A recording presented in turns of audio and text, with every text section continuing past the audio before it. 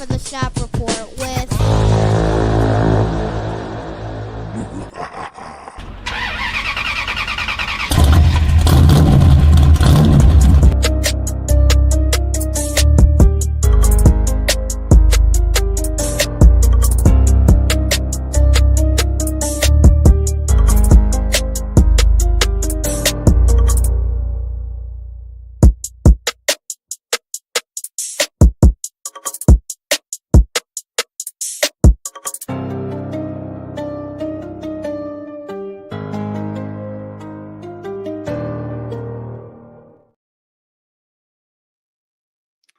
That's right. That's right. Welcome to the Shop Report. I'm your host, none other than Double J, and I got something I gotta say. Okay, we're just gonna start it off this way. F you, Rick Carlisle. I'm now convinced that coaches in this league are complicit in their team's dysfunction. Now, we know everybody knows no Halliburton. They're not going to compete. Sure. Cool. Well, I got a graph for you. And we'll get into the fantasy stuff. That's and my co-host and all that and everybody else. But I'm starting right here, right now. Okay, this is what happens when I get the keys to the car. Some people crash. And maybe that's what's happening here. What you're seeing is tonight's game. Okay, that's still somehow not over, which just grinds my gears even more. Okay, Matherin played 27 minutes. This dude couldn't hit. I don't ever want to hear him versus Jaden Ivey again. 27 minutes, 4 points, bro? Nah. And you wanted to be the number 4 pick? You minus. Hey. But he gets 27 minutes. Okay. All right. Now, in 18, I'm sure TJ McConnell, 16 points. Where's everybody else? Oh, okay, Siakam, because they left him in for double the minutes. The days have passed him by, too. He might be some trade bait later, but all I'm letting you know is right now they cut that lead right in the early part of the fourth quarter to the closest it had been in the entire second half. And what does homie do? I'm going to sit the catalyst for the rest of the game. I don't want to hear that no more. No. Nope.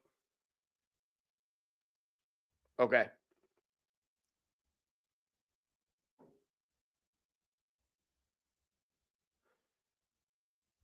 Moving forward.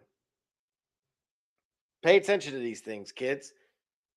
Because when you get a PRA of 30 and homie's sitting with 8 minutes left and needs 2, only to have intervention by way of his coach,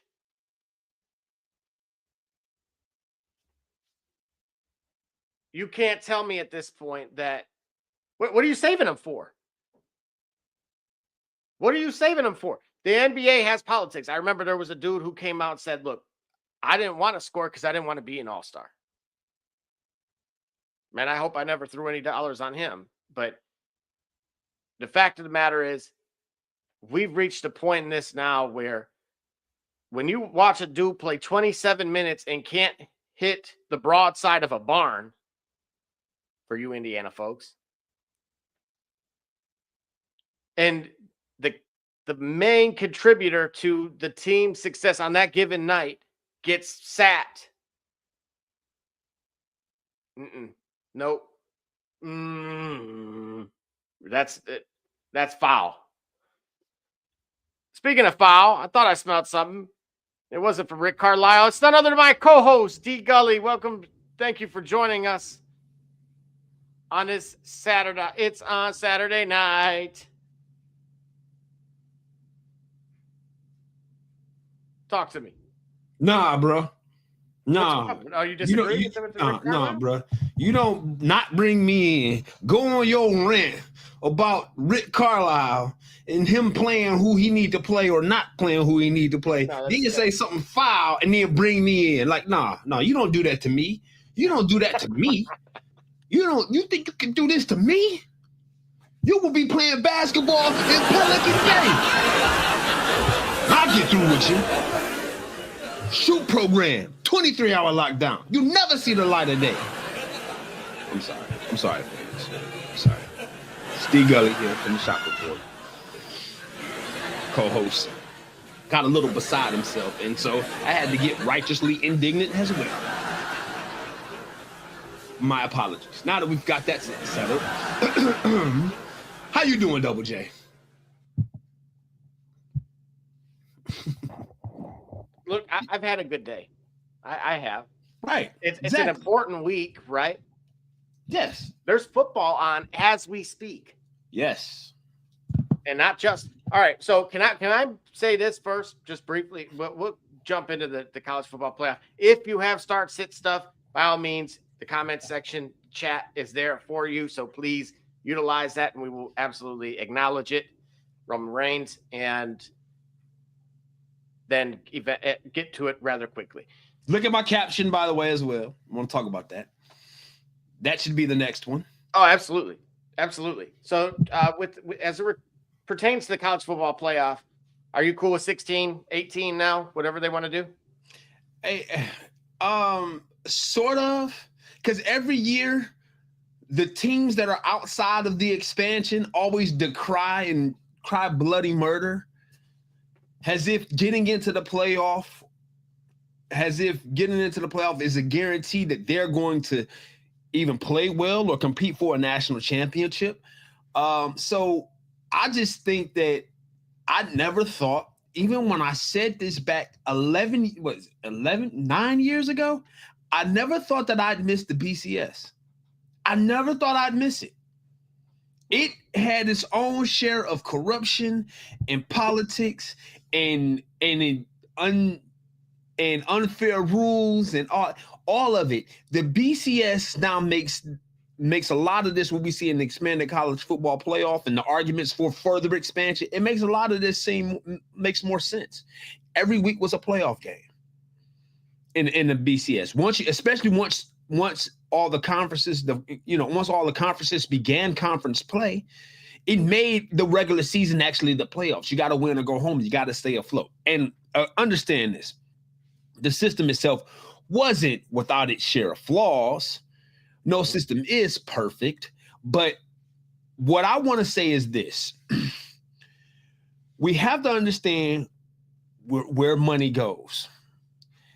The money in FCS was not in a bowl system. It was in the format by which they created their tournament. To move the FBS into the FCS, in the sake of fairness, is like, no, you got to respect where the money is. And that people who put millions in to making these brands and making these bowl games and bringing this prestige are not going to voluntarily sacrifice their asset for the purpose of fairness of college football. They're trying to make bread. Why does the Rose Bowl want to reduce itself so that way Boise State can feel more justified in their miracle run at a national title? What does the Rose Bowl ever have to care and have compassion for the fairness or the equitability of Colorado competing for a national championship? The Rose Bowl is the granddaddy of them all. Okay, the Sugar Bowl is the Sugar Bowl. They don't care. They've built their names off of creating the spectacle and the majesty and the prestige of their bowl game and the system by which it has been for several decades.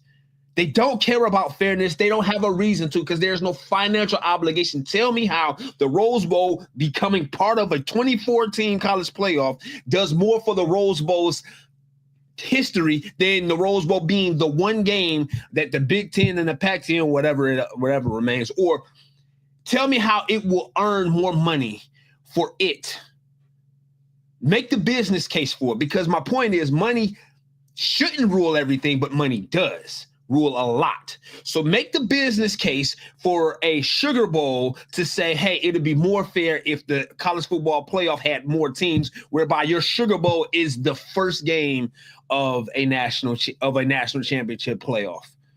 Where you don't have to say that if you're Buffalo State or Idaho State or Wyoming or wherever the heck Josh Allen played from. You don't have to say that, because it never was about that. It was about, hey, the teams that come here going to play and then they'll move forward. That's what we're trying. That's what people are struggling or not dealing with, the reality of the matter. You want the fairness at the expense of the prestige. I would say, be honest with you, bring back a BCS that I think with some modifications, such that you may have maybe a more playoff, let's say modified sort of BCS, where you do from the BCS, you take the top 6 regardless. So that way your top 25 that you rank anyway, your top 25 becomes part of that calculation. I don't know, but you know what I'm saying? I don't know that people. I think we're missing the mark. So now when we go to 18 teams, like what is the current? Like we go to 18 teams, what are we looking at? I'm going to make the case for going bigger, and the reason why is you can look at it one of two ways, right? Did anybody not show up at Ole Miss Stadium for that first round game? No. Of course, that place was packed. However, I'm making the case for actually giving more relevance and more stock and actually more money to other bowls. And that's the reason I have this up here right now, because what I wanted you to see was, okay, so we have these games going on that are all, first round games. So we would essentially have more of those by nature of just having more teams, right? Okay. So if you look a little further down, here's the Cricket Celebration Bowl. Mm-hmm. Here's the Bucked Up LA Bowl. Okay. And Salute to Veterans. What if instead of a home game, they were there? Because to your point, I could see the case being made, and again, have that being done regionally, right? Which is, okay, for the first round game, there's only so much money, right? And they're going to squeeze every drop of the orange that they can. So I'm going to propose one of two things. Either keep it the same with, as far as make the additions, as far as teams, but then keep the format the same, where it's at that team's, the better of the two's home stadium. Okay, because at that point, commercially speaking, and logistically, it should be easier for teams to fill the stadium. Just given the it'd proximity. be easier for having like more home games. Correct. Okay. If we're worried about people not wanting to go to the 68 Ventures Bowl, but this is where I disagree, right? If the 68 Ventures Bowl were a first round playoff game, I think you would get more people attending than actually currently attend those games. Okay. And each one you get again, right? The winner gets a trophy. So you get even more, right? Or keep them at home, but by expanding it out, what happens is, to your point, the Sugar Bowl ends up coming up in a few weeks, and it doesn't lose its luster whatsoever, because it's still, if there is some kind of Cinderella team there, at that stage, they earned it. Because that implies that they would have had to beat someone at their own stadium, potentially, under this current existing format. Okay. And then at a neutral site versus an even better opponent. Okay. And now they're at the Sugar Bowl, which I don't think there would have been any doubt at that stage, if somebody has won 2 games to get there. Okay. That they're more than deserving of such. What that should prevent is 2 things. Because remember, this is what's happening behind the scenes. You have Notre Dame that's saying, we want to make our own rule where we're exempt from the Power 5 rule. So we automatically get in if we fit within that format, which is the top 18. Okay. And what does that do? It prevents them from, of course, joining a conference and having to deal with all of that and the rights with NBC, et cetera. So you have a team attempting to kind of forego the prerequisites in order to get there. All right. So you make the case that, all right. So my original argument was make the case that bowl games, like the major bowl games, you know, the Big Four, and then there was like kind of like outside of that, like the Peach Bowl, you know, make the case that the Big Four still maintain the importance to the championship picture that they did either, you know, in the BCS era, they cycled between the national championship game.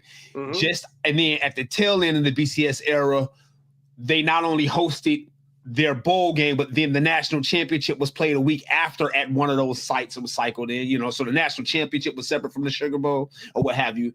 All right, so you actually make the case.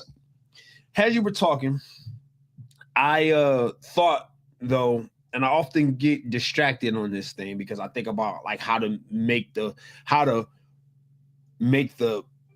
bowl games matter still, because I think that they should still matter. But the bigger issue, and I think fundamentally the bigger issue, we're about to see it, is it tomorrow or next week? The bigger issue is that the bye weeks. That to me is a much bigger issue than, and for as much as I argued about bowl game, playoff format, BCS, non-BCS, the bigger argument is about the bye week. Let me explain what I mean.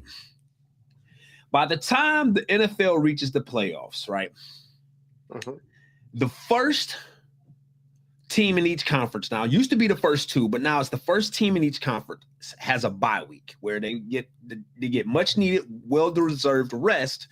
Sub question quickly. Do you agree with that? That only the number one seed should get a bye?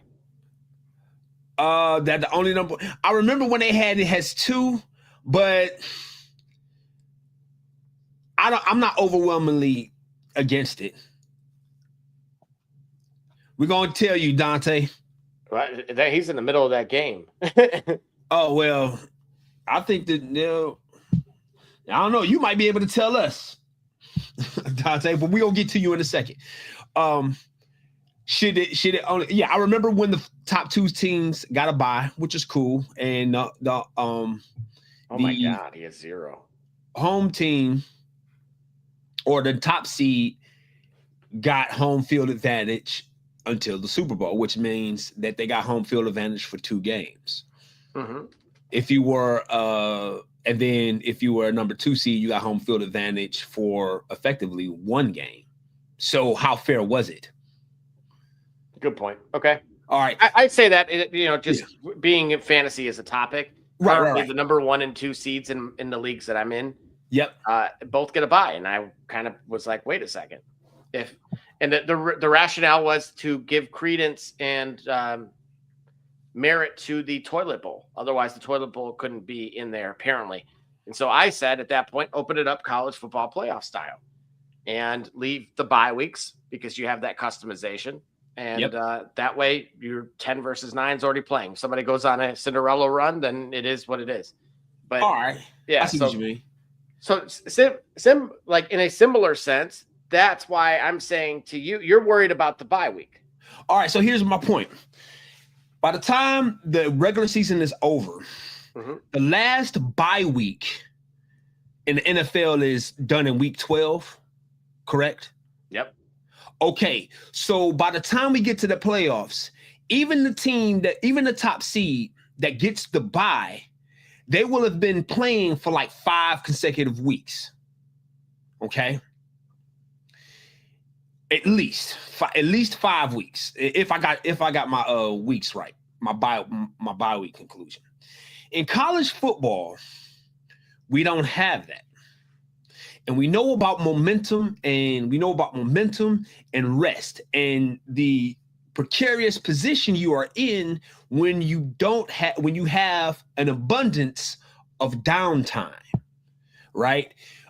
Unless you guys are unhealthy, the downtime can be that idle time can be somewhat sort of a pitfall. In trying to create a NFL type system in college football to make sure we have more teams playing or whatnot, we've done this thing where we've now got 12 teams, and we've given the top 4 seeds a bye week to start the playoff.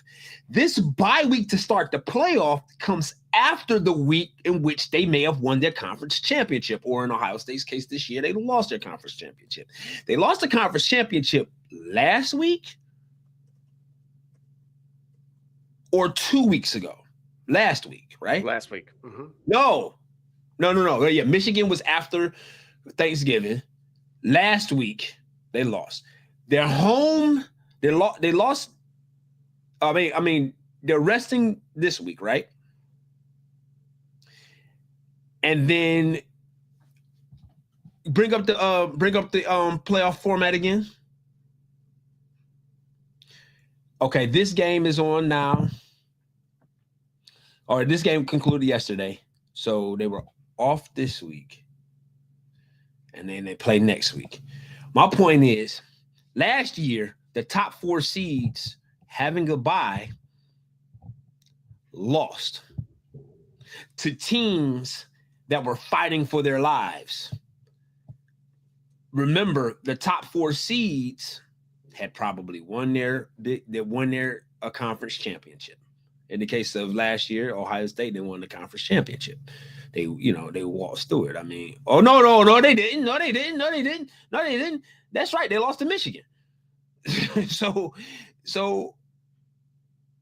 my point is this here, trying to make that format, if 1 through 4 lose again this year, like it happened last year, that tells you something about the rest. And trying to create the NFL system, you're giving the teams too much rest. You're giving the top teams too much rest, and therefore you're getting a team that simply ain't ready to wake up, or haven't woken up yet, haven't been in the throw of things. They haven't had game speed in a while. In 2 weeks.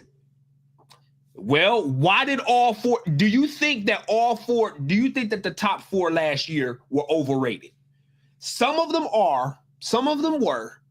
All right, just like now. Do you think these top 4 teams are overrated? Do you think Indiana is overrated? You don't think Indiana is do you think Indiana is the best team in the country? They beat the team that was previously. Okay. Do you think Texas Tech is the 4th best team in the country? Mm-hmm. And Georgia's 3rd. So you think these teams are the best 4 in the country, right? Now, what would it say to you if, like last year, all 4 top seeds lose? Then that statement, the previous statement, couldn't possibly have been true. What's that? And which is why, remember, but you got to keep this in mind. The rules are not the same year to year. Okay, so just like last year, coincidentally, the top 4 teams, if it happens this year, the top 4 teams lose like they did last year, you don't think that there's a problem with the schedule, with the rest sit-start schedule? Because to suggest that a team that's played 14 or 15 weeks, and in particular actually had a bye week usually in between, especially these SEC schools, no, I don't see an issue with it at all. Matter of fact, the 18 that I have, I'm going to try to see if I can download it. I have the format itself where there would only be 1 extra week, and only you would have essentially 15 versus 18, and then 16 versus 17, and only the handful of teams would have buys. Basically, by adding 2 more games, that's all you're doing. Everything else essentially lines up with what you're seeing here.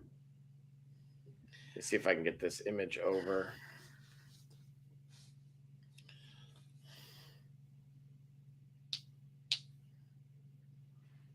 All right. I'm just saying that I think that that it takes some,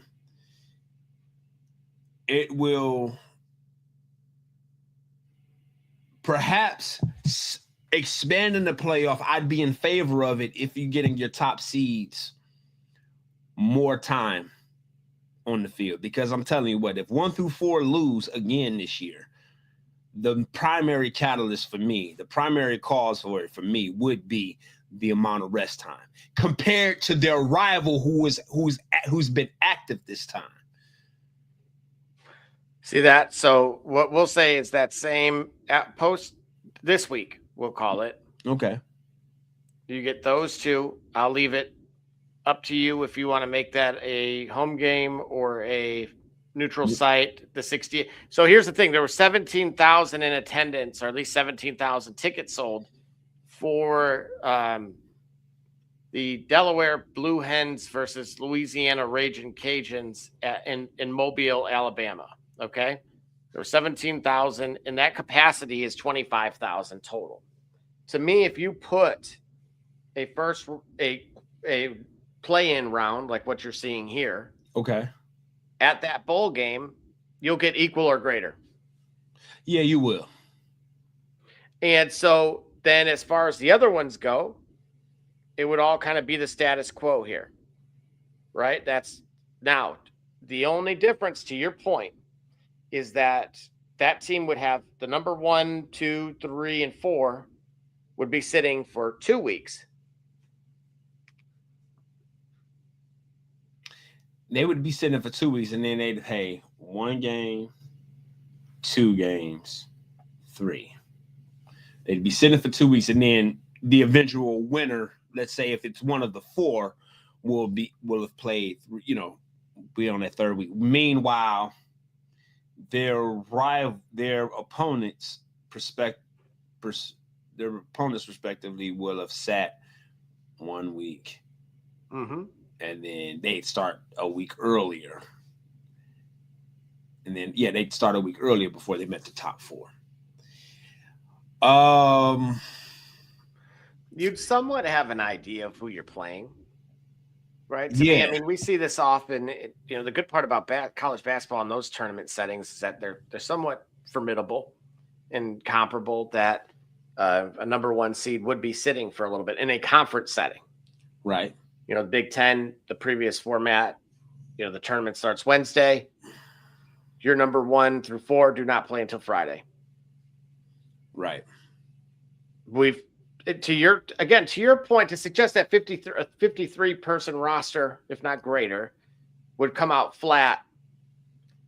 I have a feeling that that's going to be more on your coaching staff. But okay, so that's exactly what happened last year. Like, to me, there is no. All right, please bring up the 2024 college football playoff. All right.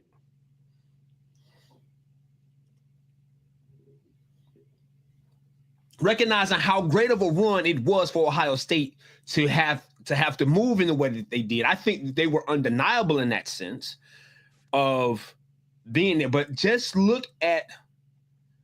I wish we had it set up like we did last year, like you did for this year.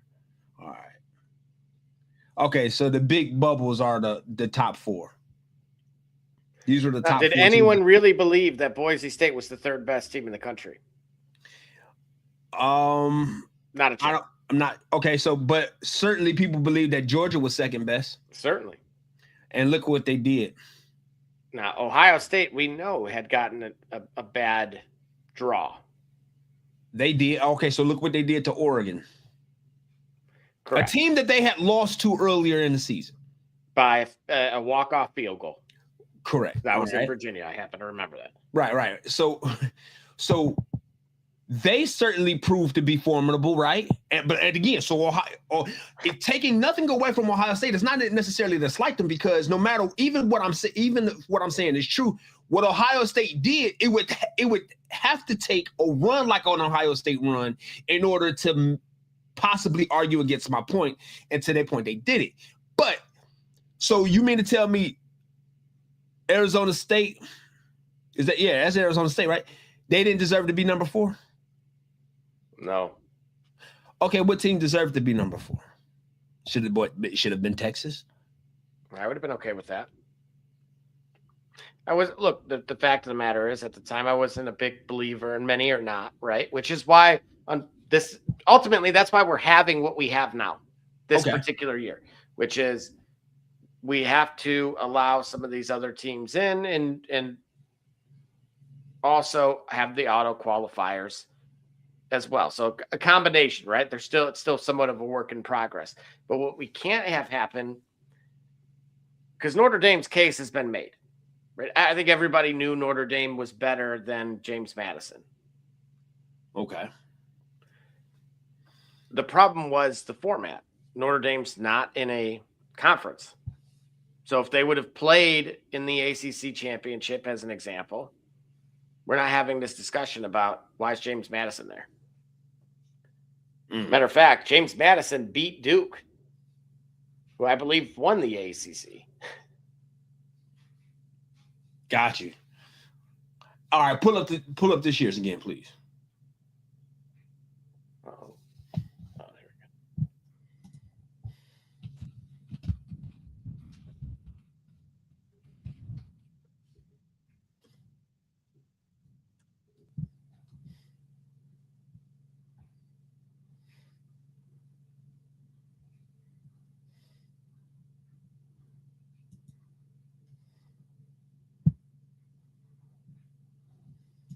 All right, cool.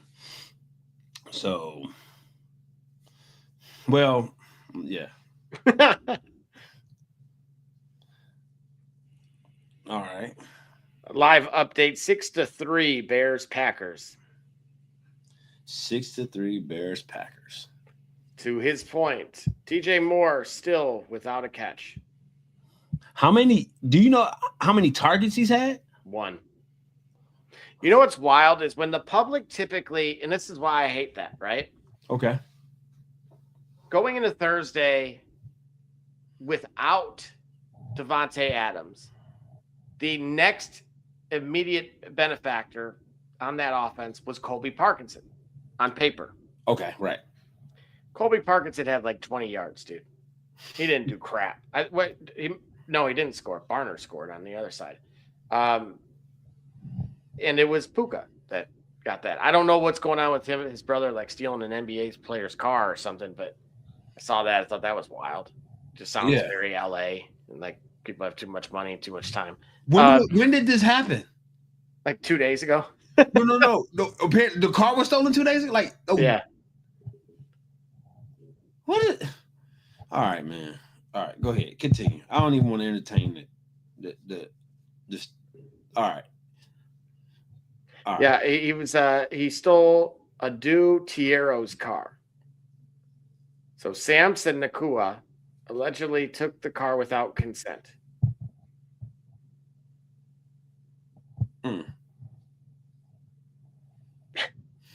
That's wild.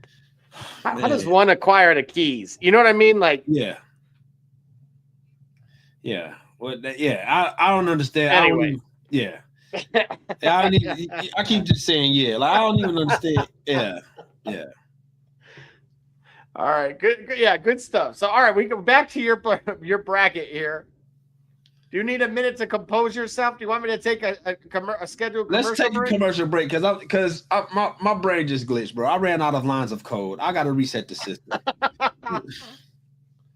We're doing all the drops.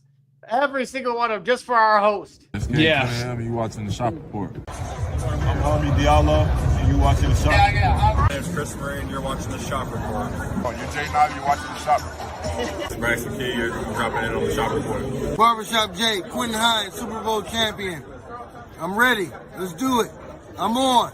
Hi, I'm Mars Edwards from Murphy Stadium, and you're watching the Shop Report. Hey, I'm Billy Butler, and thank you for watching the Shop Report. Hey guys, I'm Les Norman, former Kansas City Royal, and you're watching the Shop Report. Commander Brown, Detroit Rivers Mountain Training, and I'm watching the Shop Report. Hey, this is Doug Flynn of the New York Mets. Well, a few other teams, of course, too. And you're watching the Shop Report. Good I'm Matt Ramos, and you're watching The Shop Report. How you doing? I'm Rajay Davis, and you're watching The Shop Report. How you doing? This is Nelson Figueroa, former Major League pitcher with a lot of teams. You're about to listen to The Shop Report. Hey, this is Howard Johnson. You're watching The Shop Report. Hi, I'm Heath Bell from the New York Mets, and you're listening to The Shop Report podcast. Yeah! Hey, I'm Josh Sholey, former catcher of the New York Mets, and you're watching The Shop Report. This is Edgardo Alfonso for the Mets, and you're listening to Shop Report. Hey, this is Doc Gooden, and you're watching The Shop Report. Hello, this is Mike Hampton, and you're watching Shop Report. Okay, Cunningham, and you're watching The Shop Report. Hey, C.O. Moore, tune in live to The Shop Report, man. Checking in with the Chicago Bears. You heard it here first. Hey, this is Herman R.D., former NFL offensive lineman with the Cleveland Browns and Baltimore Ravens. And you're listening to The Shop Report. This is Josh Cribbs, three-time NFL Pro Bowler, all-decade return specialist. And you're listening to The Shop Report. Cleo Miller, former Cleveland Browns, and you're listening to The Shop Report. Hi, this is Dick Ambrose. You're listening to The Shop Report, and go Brown. Hey, this is the top dog, Hanford Dixon. Listen to The Shop Report. This is Ernest Biner, and you are listening to The Shop Report. Hey everybody, Jimmy Has from Cleveland Browns, and I can tell you my favorite podcast is The Shop Report.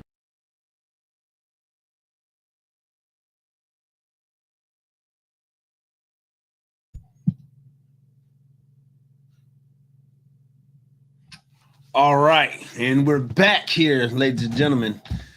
Hope you appreciated those that tuned in from the CO Lumbus and the CLE, baby, 216 Ohio. So as we were discussing, I was getting on my soapbox about the college football playoff. I was talking about the fact that my concern is that we don't get a repeat of last year, whereby the top four seeds in the playoff with the rest don't advance past their first round, if you will.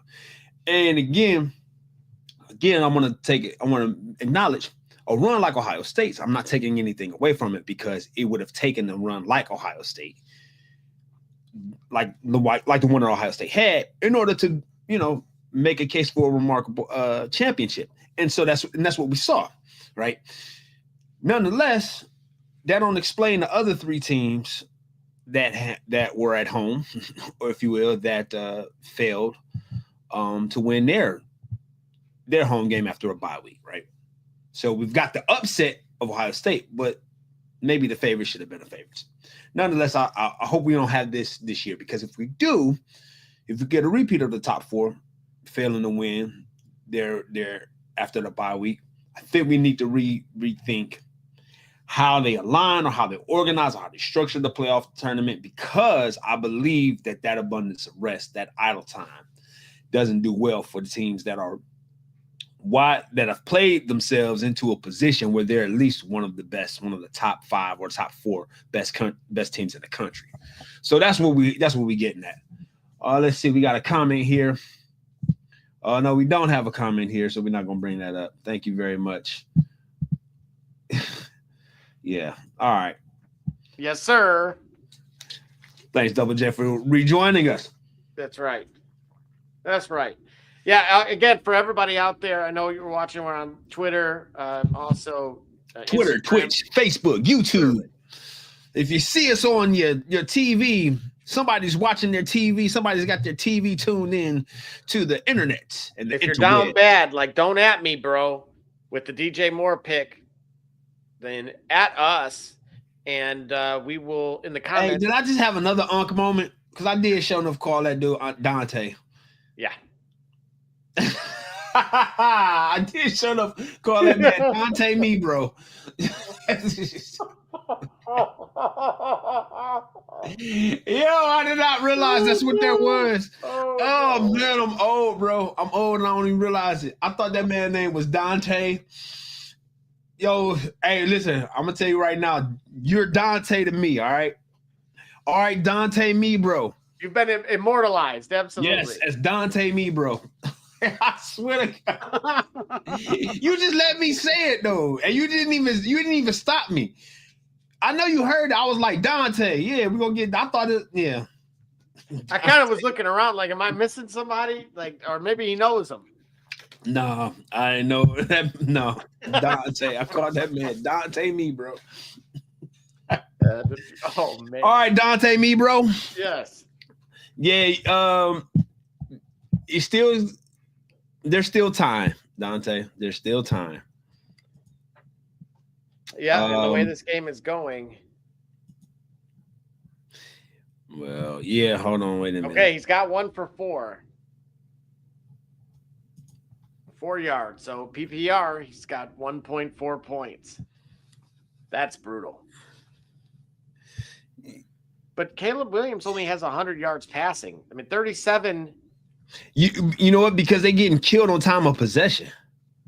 Oh, great point. They're getting. I mean, yeah. So whatever the Packers have come, yeah, whatever the Packers are doing scheme wise, that's what the problem is. So we can't say. I don't know what your roster looked like before that, Dante, me, bro. But the time of possession is something that I don't know how many analysts, were playing for it. Well, I mean, there's probably a few. I don't think that was I think it's unexpected how dominant the Packers have been with time of possession, and while the Bears are at home, right? That's something that's unpredictable, that you couldn't predict that. So maybe scheme-wise, they're going to make some adjustments here in the late, or DJ Moore is going to figure his thing out for sure, and redeem himself. I mean, really, bro, when you're looking at that, all you need is a touchdown, and then you're going to have a respectable production out of him. That's what I think. Yeah, I'm going to agree with you on that. It's been a rough go for both teams. I mean, 107 yards passing for Caleb Williams is not good. And remember, Michael Parsons isn't there. Man, another. Yeah, so for the Packers to be doing what they're doing, it's not that everything just falls apart, but it's just like, hey, Michael was that guy. You know what I'm saying? Michael was, on a stellar defense. So you would expect some type of. One would understand if there is something amiss in their rush or in their they're not missing. They're stepping up. They're stepping up in the absence of a guy who's been a welcome addition. Remember that was the transaction. That was the transaction that put them in the as a lock. Let's say to win the NFC. But here come them Rams. And your boy, Matty Stafford. Come on. Don't run, Double J. Come back here so we can give Matty Stafford his flowers. Right. Yeah. Come on back. What, from Thursday's game? For his career. Let's start there. For his career. Well, you tell me. I mean, what I saw is that they lost on Thursday. You put up 30 points and you're up by 2 touchdowns with 6 minutes to go. How do you put that on your quarterback? You put up 30 points, right? It wasn't like a 14-0 game you put up 30. You put up 30 and you up by 14 with 6 minutes to go. And then that's like blaming Matt Ryan for the Falcons collapse in the Super Bowl. I don't know. No, they were up 28-3. Yeah. He did his job. 30-14, and he gets picked off. But look at this, a minute 36 punt. Blake Corum. Incomplete. Punt return touchdown.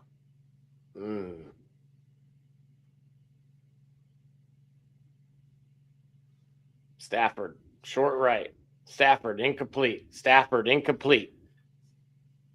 It's time to accept that clutch is part of the equation. That's all. Or maybe the Seahawks are just elite. Maybe the Seahawks. Maybe it might be that year. It'll be interesting for sure because it's wide open between the three teams in the West there. So no, what's the three? San Francisco and Seattle and the Rams. Oh, you talking about? Oh, so you saying the NFC West is wide open? So the NFC West is going to represent the Super Bowl. That's what you're thinking. I think so. Look, you got Seattle 12-3, the Rams 11-4, San Francisco 10-4. Wow. That's why. Yeah. That's wow. That's a lot. They are combined. What's that? 13, 30 wins between 32 wins. 32 and 12. That's amazing. Now, who's the straggler in the NFC West? The Cardinals. Mm-hmm. What they looking like? I think they're 4 wins. So the Niners have the Colts tomorrow. Yes. Oh, I'm sorry, Monday, and then the Bears at home on Sunday Night Football following week, and then the Seahawks at home.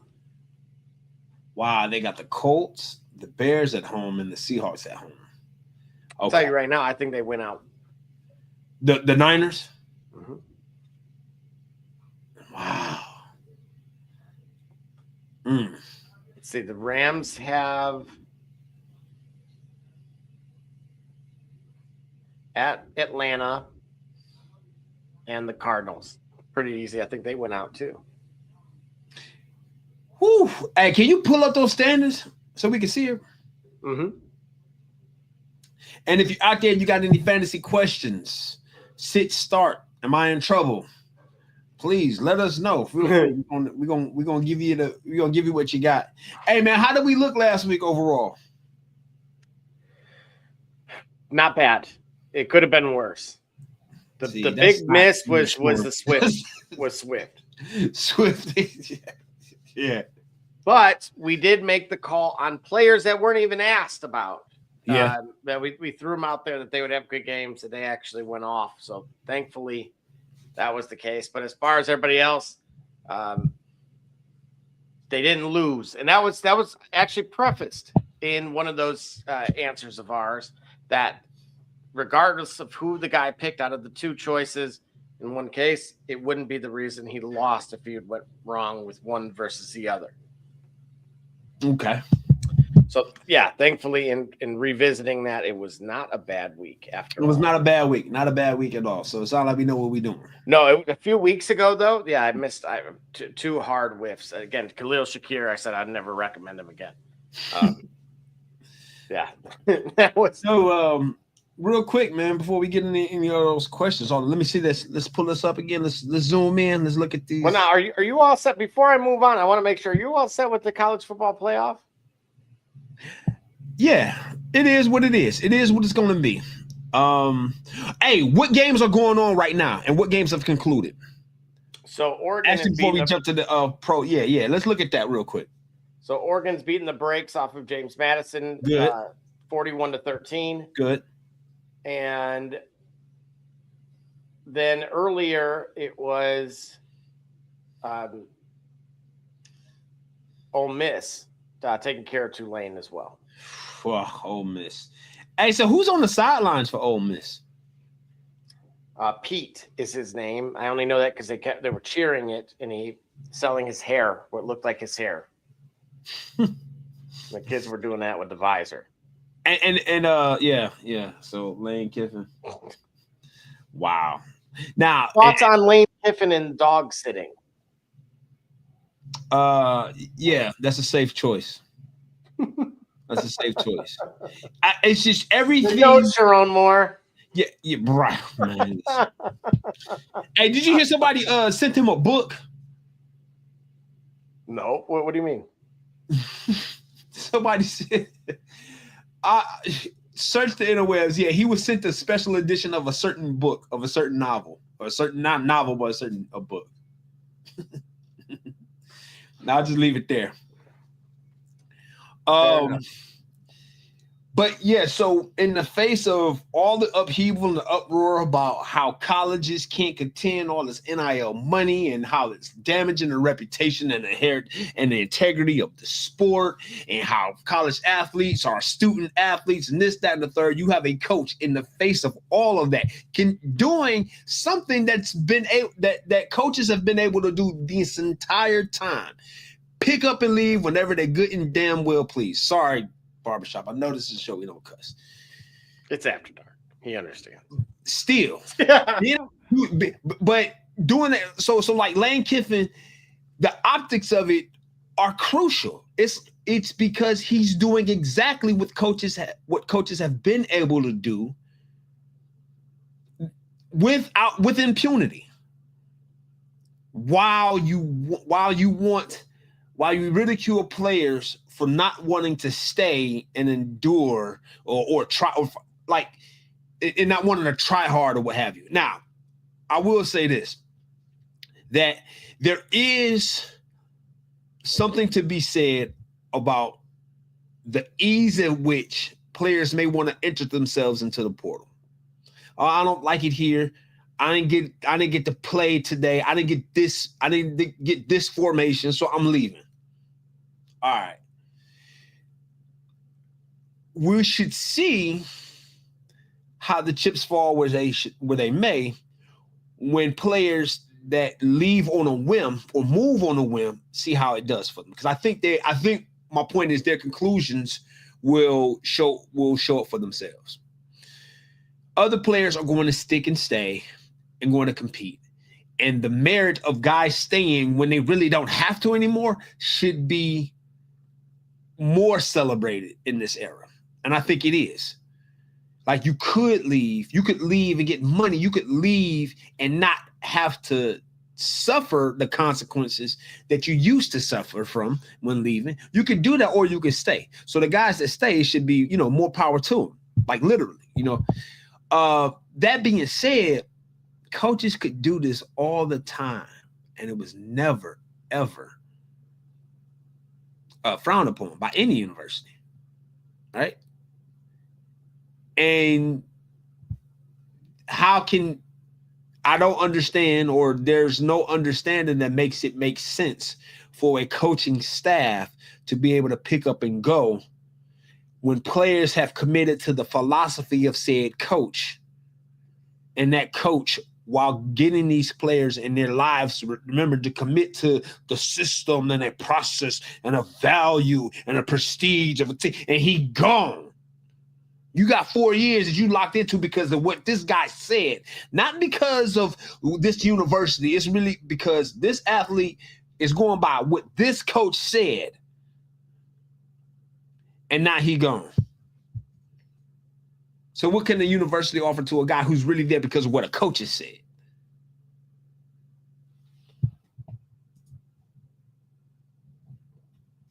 Interesting. So we'll see how it plays out. One thing about it is Lane Kiffin has been able to get us to hate him, and then work his way back into the good graces of the fans of college football or pro football, right? Mm-hmm. I mean, think about it. Ole Miss was going to do damage. Ole Miss was certainly going to do damage, I think. It's going to they certainly were going to do it with Lane Kiffin. Now, without him, it's very well possible. I mean, it'd be surprising if it does happen, but we certainly know that with him, they were going to do damage to anybody's college football dreams. But we'll see. Hey, you watch any boxing yesterday or last night or today? I sure did, and I watched a dude get his jaw broke. Yes. Yeah. What do you? Go ahead. Go. You take the stage, right? I have a differing opinion, I'm sure, than many, and so I'd love to get your recap of the Jake Paul Anthony Joshua fight. All right, bring me up center stage, and I'm gonna say it. I'm gonna get right into it. MVP Promotions is saving boxing. Yes. Hot take, call it what you want to. I'm just going to be very clear, very concise.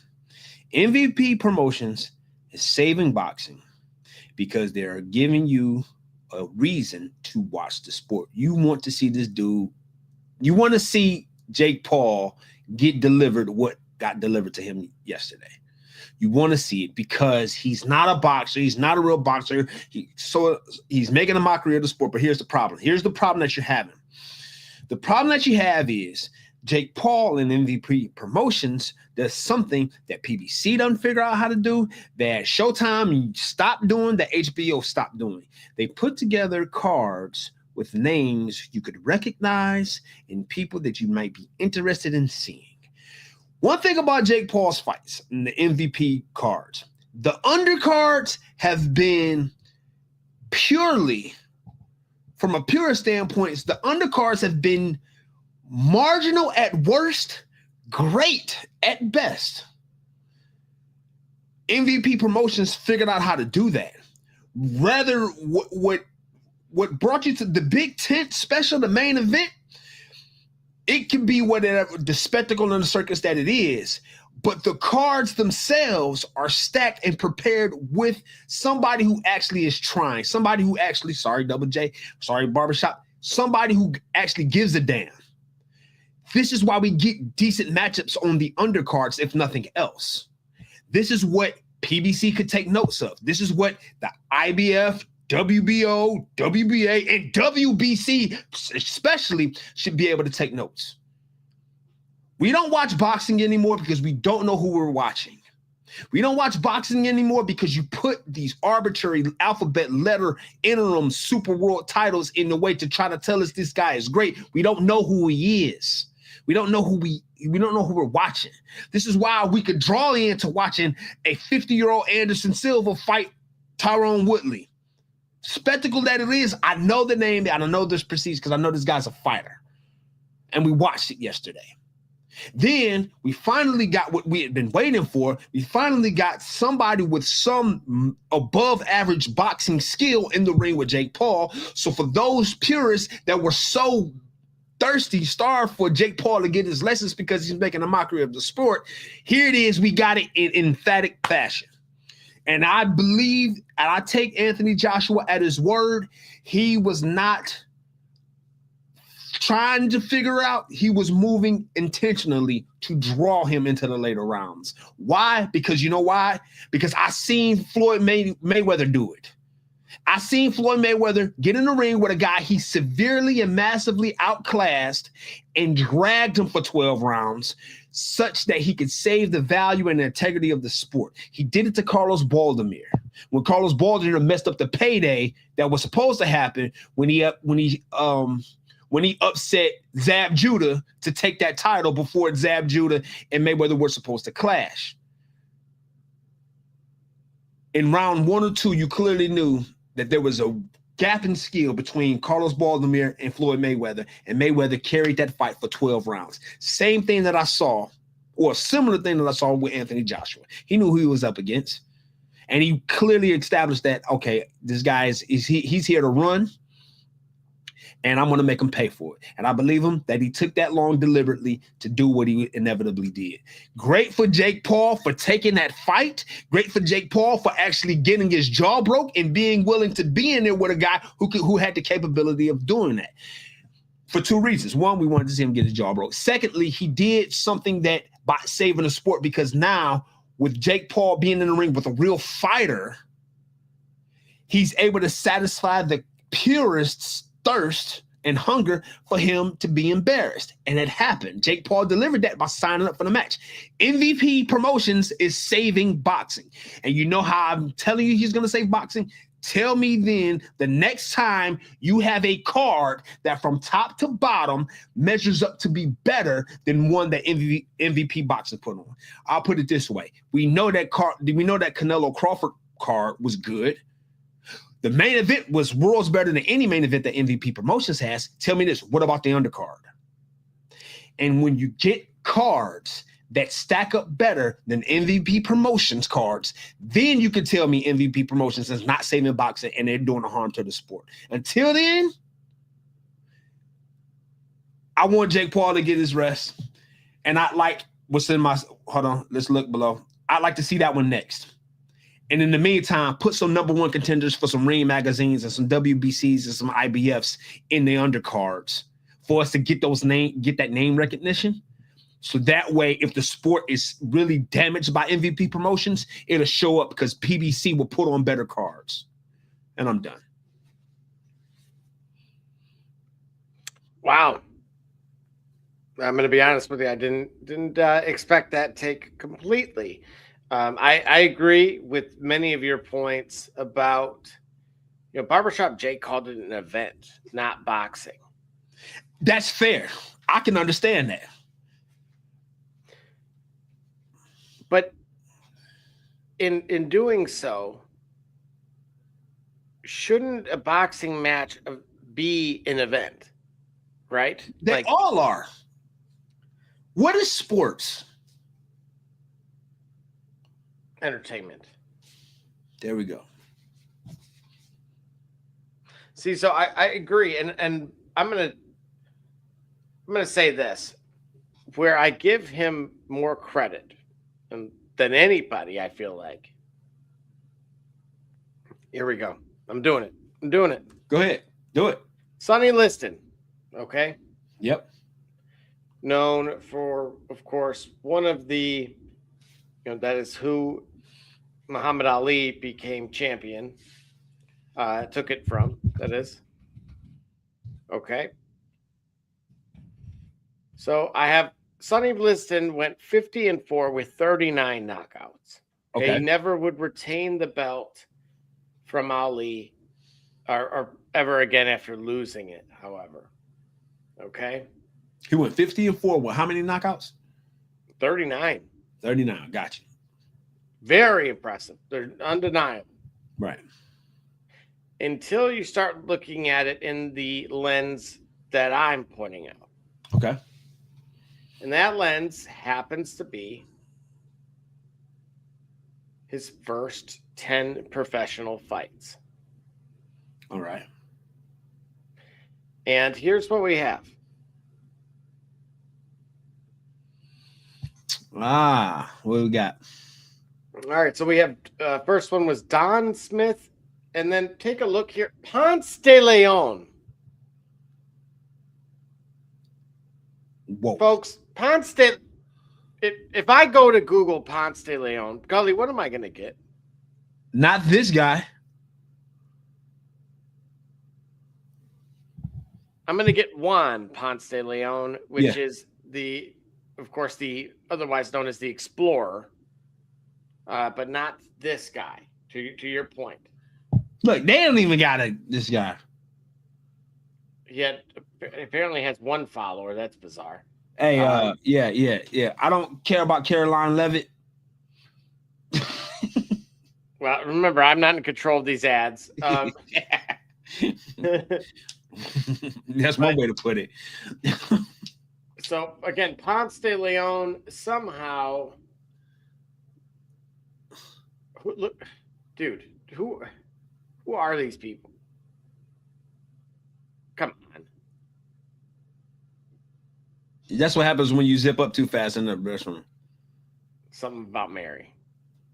Yeah. So all I'm saying here is, okay, we'll go. Well, how about this? We'll go Muhammad Ali. Seriously?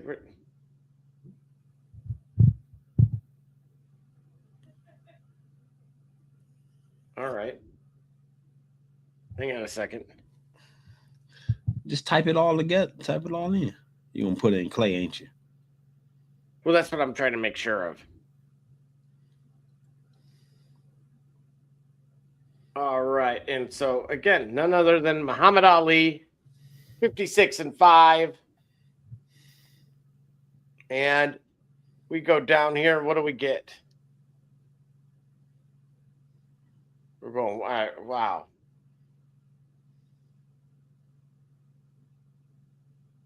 Now, see, I was hoping you Shaker. didn't do this. But look. Hold on. Duke Sabotage. No, you skipped right over Lamar Clark. Mm-hmm. Lamar Clark was 43-2. Okay, one good fighter. Okay. 35 and listen. And he beat him in a minute and 27 seconds? Yeah. Because Ali was that guy. Right now. All right, let's go through his then. Listen, look at Lamar Clark, man. Come on, bro. Come on, dog. Listen, he's 3 fights away from Rocky Marciano. You know, 6 fights away. You know what I mean? You know what I'm saying? Listen, he was that dude. He was that guy. You know what I mean? You ain't heard about him. Listen, I think I need to get where you going. All right. Who are these folks? Oh, you know what? All right, hang on. We'll go Jake Paul. 12-2 with 7 knockouts.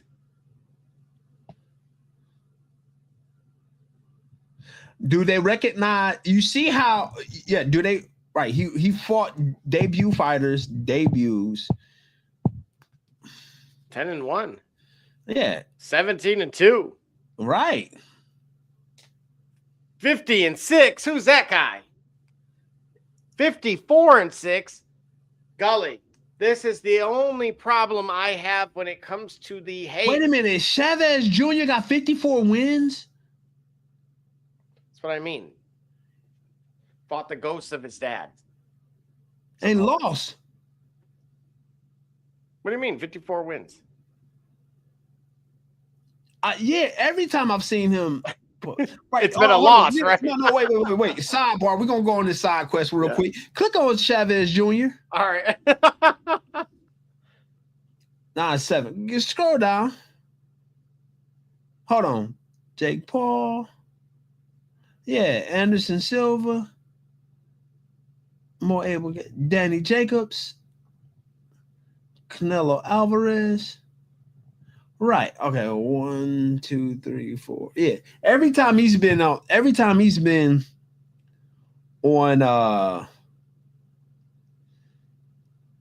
the big stage.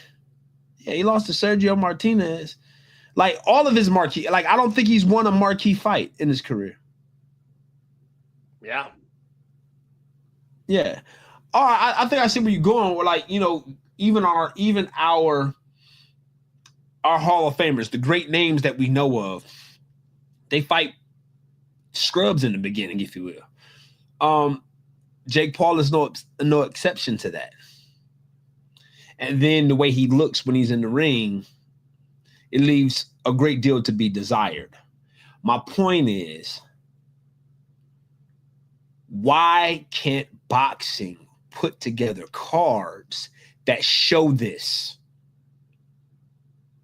What I'm saying is, why aren't the cards and the fighters in the cards that the pure boxing fans and the authentic boxing world, why aren't they putting cards together consistently that deliver like this?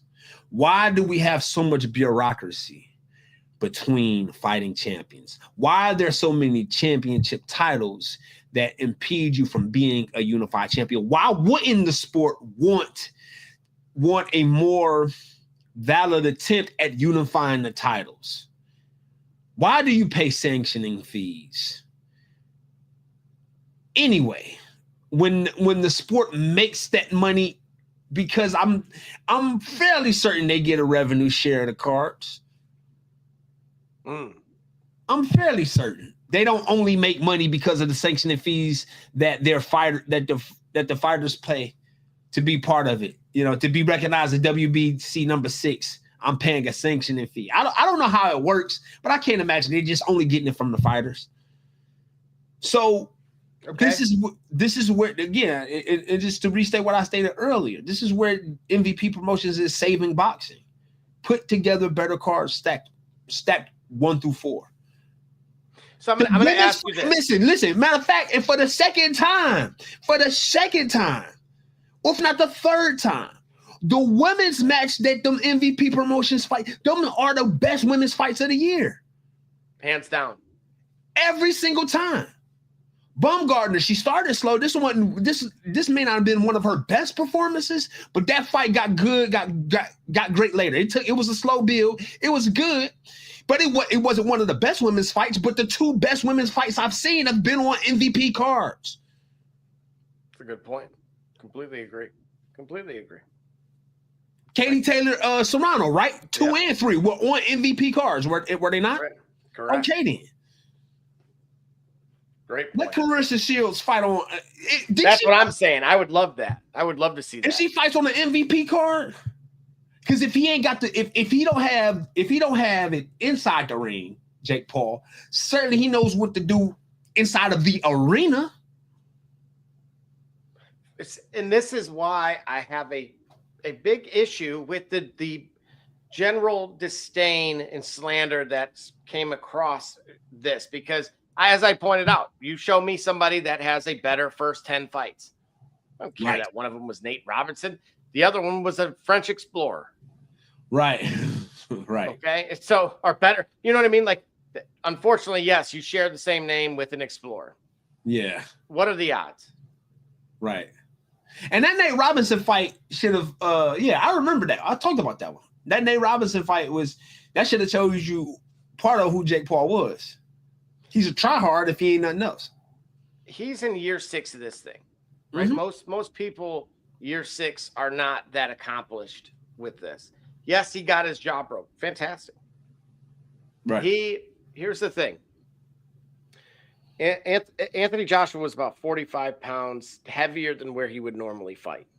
Okay. That fight was supposed to be against Thomas the Tank. I'm only doing that because he's more famous than Tank. Right. He had every reason once that broke down to just say, we're done. We're going to put this on ice for a while until I can find somebody else that fits the criteria in which I was training for. Okay. He chose to go up, and he paid the price for it. Now, what do you mean go up, though? How much was he going to weigh when he fought Tank? Wasn't he still going to be a heavyweight? What was he at? Believe, because Tank typically fights lightweight. Right. Where was Jake Paul supposed to fight? At what weight was he going to come into the ring? 195, a catch weight. Where does heavyweight begin? 200. Anthony Joshua was around 245. All right, so but once you get to heavyweight, there is no. Yeah, and that's why he was able to go up and just kind of deal with it. Yeah, and try to deal with it. Try to deal with it. Right. Easy, clearly easier said than done. At one point, I thought his leg was broke. Yeah. Oh yeah. He started dragging that mug, and I he was might like, have done better doing MMA. But that probably would have been even worse. Under short notice, I think it could have ended bad. Yeah. But in general, the point is, it's undeniable how good Anthony Joshua was at one point in time, and arguably still is based on that exhibition he just, that outing he just had. Right. Do we get another Joshua Fury? Probably, I would say. And if he goes and beats Tyson Fury, which out of the two, I would say right now that's based on what I saw, he looks ready to go for that. And I think those guys, what would that be? The trilogy between the three, or between is that 3 between them? Those two? No, Fury and Joshua have never met. No, it's Usyk that Joshua has never beat, and Usyk is the guy that's also beat Fury. That's what I'm thinking. Okay. Wow. Yeah. He's only 29-4, and obviously Tyson's 34-2. Well, and again, is that an MVP promotion? Yeah. So what is Jake Paul bringing that everyone else is missing?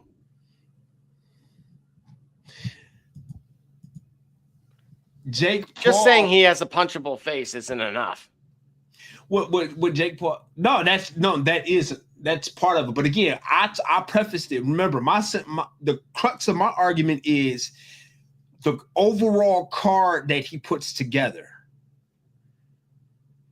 He's got himself with a network that's easily accessible to hundreds of millions of people.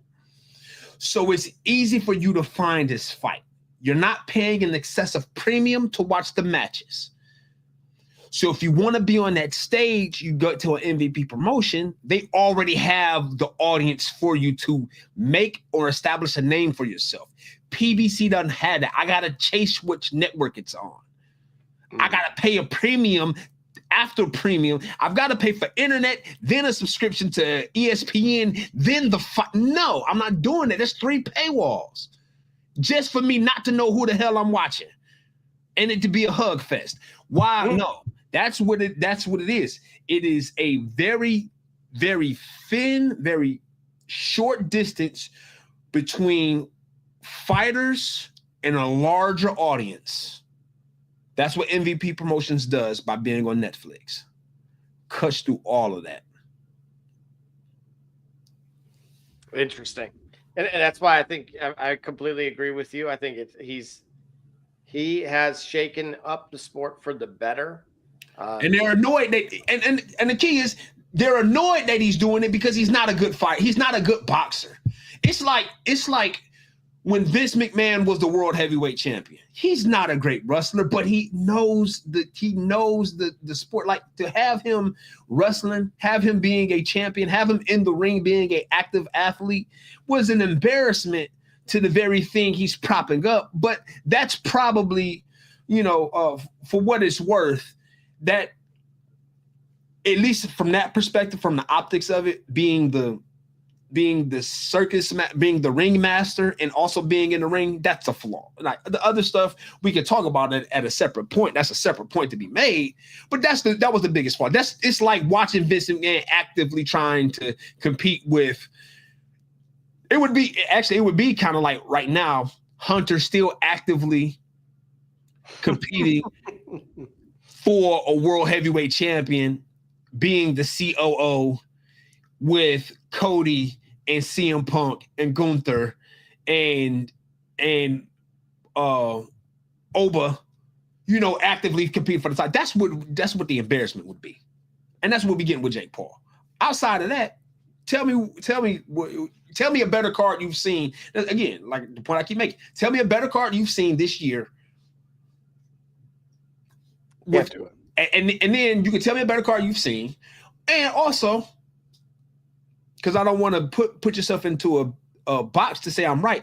Tell me a better card you've seen, and or a card with a better fights or more notable fighters that has stacked with people that that can read. You can't tell me who was on the Crawford Canelo undercard, and that was brought to you by the same damn network. Right. On Netflix. It's exactly my point.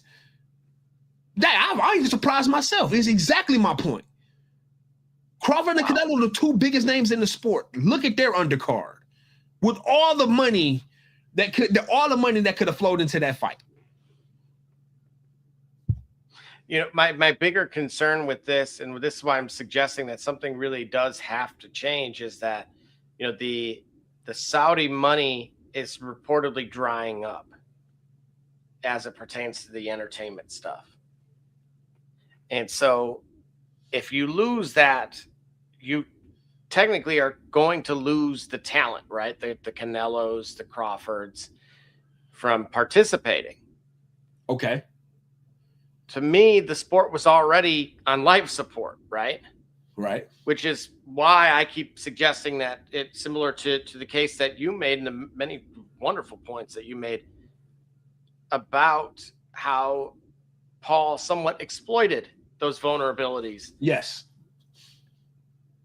And so it concerns me more that we may only see an annual or a semi-annual card that resonates with individuals at best in the near future without additional intervention taking place, because now the big money has gone elsewhere or simply no longer visible or the opportunity is no longer there for that. Right.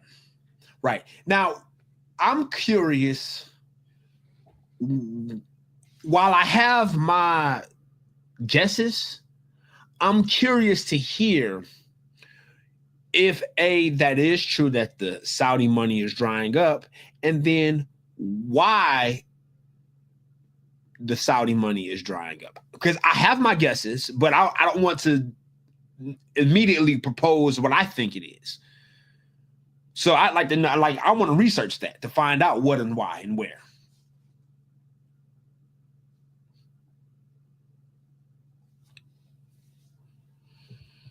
So the underlying public investment fund faces financial pressures leading to a potential slowdown or new realism in spending. What's the final? What are those pressures? Some sources claiming it's running low on easily accessible cash for new, larger scale projects, though Saudi officials deny major cuts, hinting at a shift to more domestic focus and financial pragmatism for future big events. So this could mean fewer massive boxing paydays and more modest strategic spending, impacting the era of record-breaking purses. Is TKO and is that also a contributing factor, or is that also like part of the scope of the Saudi entertainment portfolio, if you will? No, they are separate. I just shot you the link to the New York Times article as well. All right.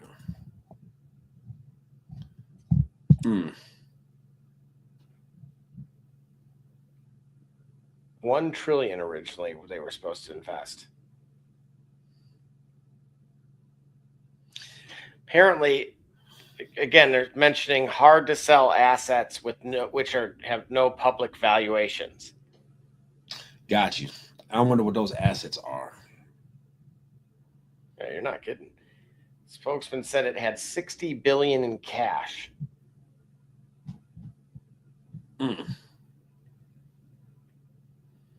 Prince fired the head of at least one of its imperial projects, according to two people briefed on the matter.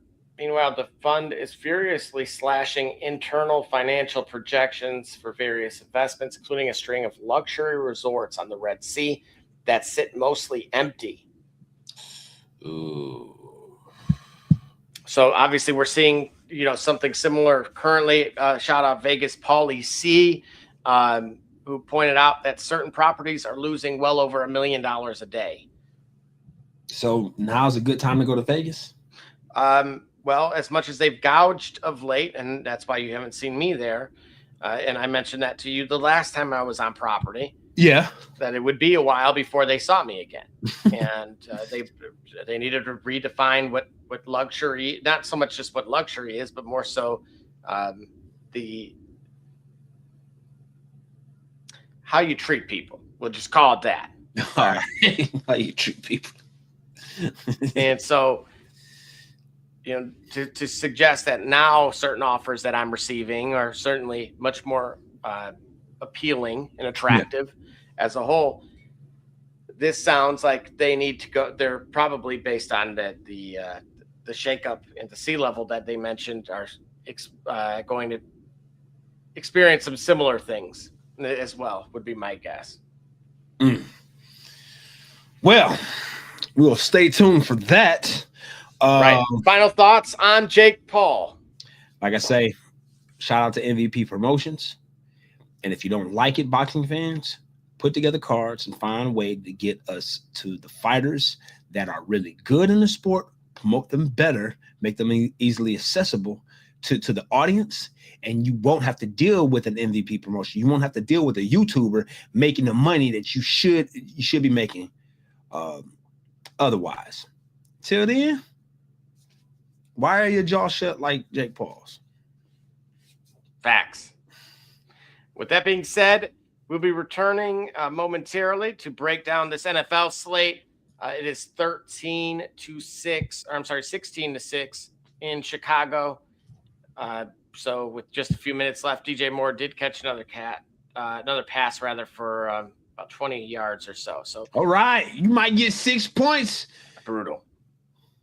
And with that being said, we'll be right back after these paid promotions. Stop scrolling. Your perfect Frenchie is here. Redbird Frenchies in Kentucky has adorable pups from our newest litter. And even some sweet pups from our previous litter still looking for their forever homes. Don't wait. Visit redbirdfrenchies.com and bring home your new best friend today.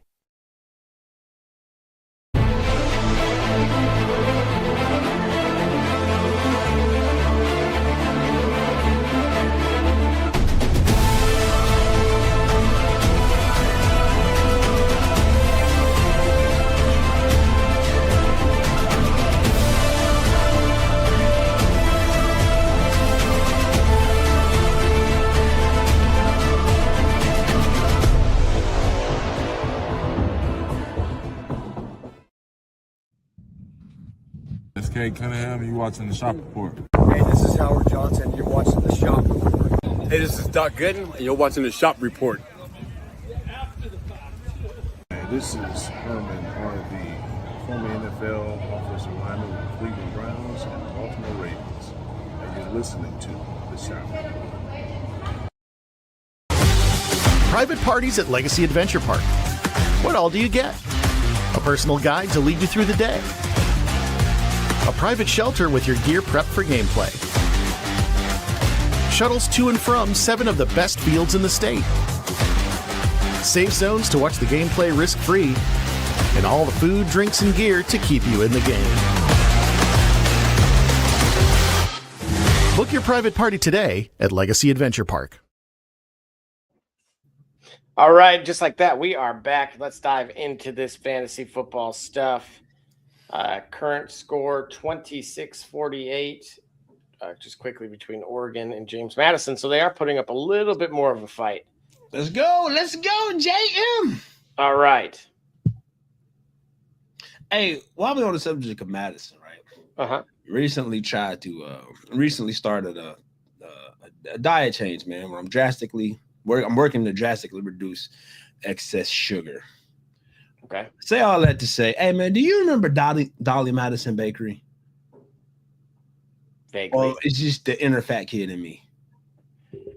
Dolly Madison pies, man. Oh man. Oh yeah. No. Oh my gosh. Yeah, bro. What happened to them? That's a good question. Now I'm intrigued. Hang on. They still around, bakery bro? In Georgia. They still around? Oh, Hostess owns it. Oh, okay. Yeah, the zingers and such. Absolutely. Yeah, man. Dolly Madison had the zingers. Oh. Mm-hmm. Oh, that's what happened. Oh, and they changed the brand name. And then, see, I don't like that. I don't like that at all. Yeah. Oh, man. Yeah, they had right. Dolly Madison had the zingers. Hostess now, no, bro. I remember they had the pies, man. Can Megacorp stop poisoning the foods and then just ruining them? I guess nah, bro. Listen, man, that's a deeper discussion for a deeper, more serious show, man. But I think that's the thing about it is I think in the ebb and flow of things, we're starting to recognize that corporate takeover right? Corporations consolidating were good because local didn't have it. Corporations did. Corporations brought things that we couldn't reach back to us. But now now that they have and they own everything, we need to create a division. We need to go back local. Here's what I mean by that. I'm making this little logo here. I'm doing this thing here because what we recently discovered here, locally in Columbus, Ohio, we discovered a meat market. I'm gonna have to shout them out for promo. We'll talk to them. We'll talk. Yeah, I gotta send them some love. But the beef, the texture, the color, the taste, it is so well worth the price. Add to the fact that they're priced competitively. So much to the point that I don't necessarily care about the price because it's either tastes better than what I can get from the national grocer, or it might in fact be cheaper than I can get from the national grocer. Plus, it tastes better. My point is sourcing locally.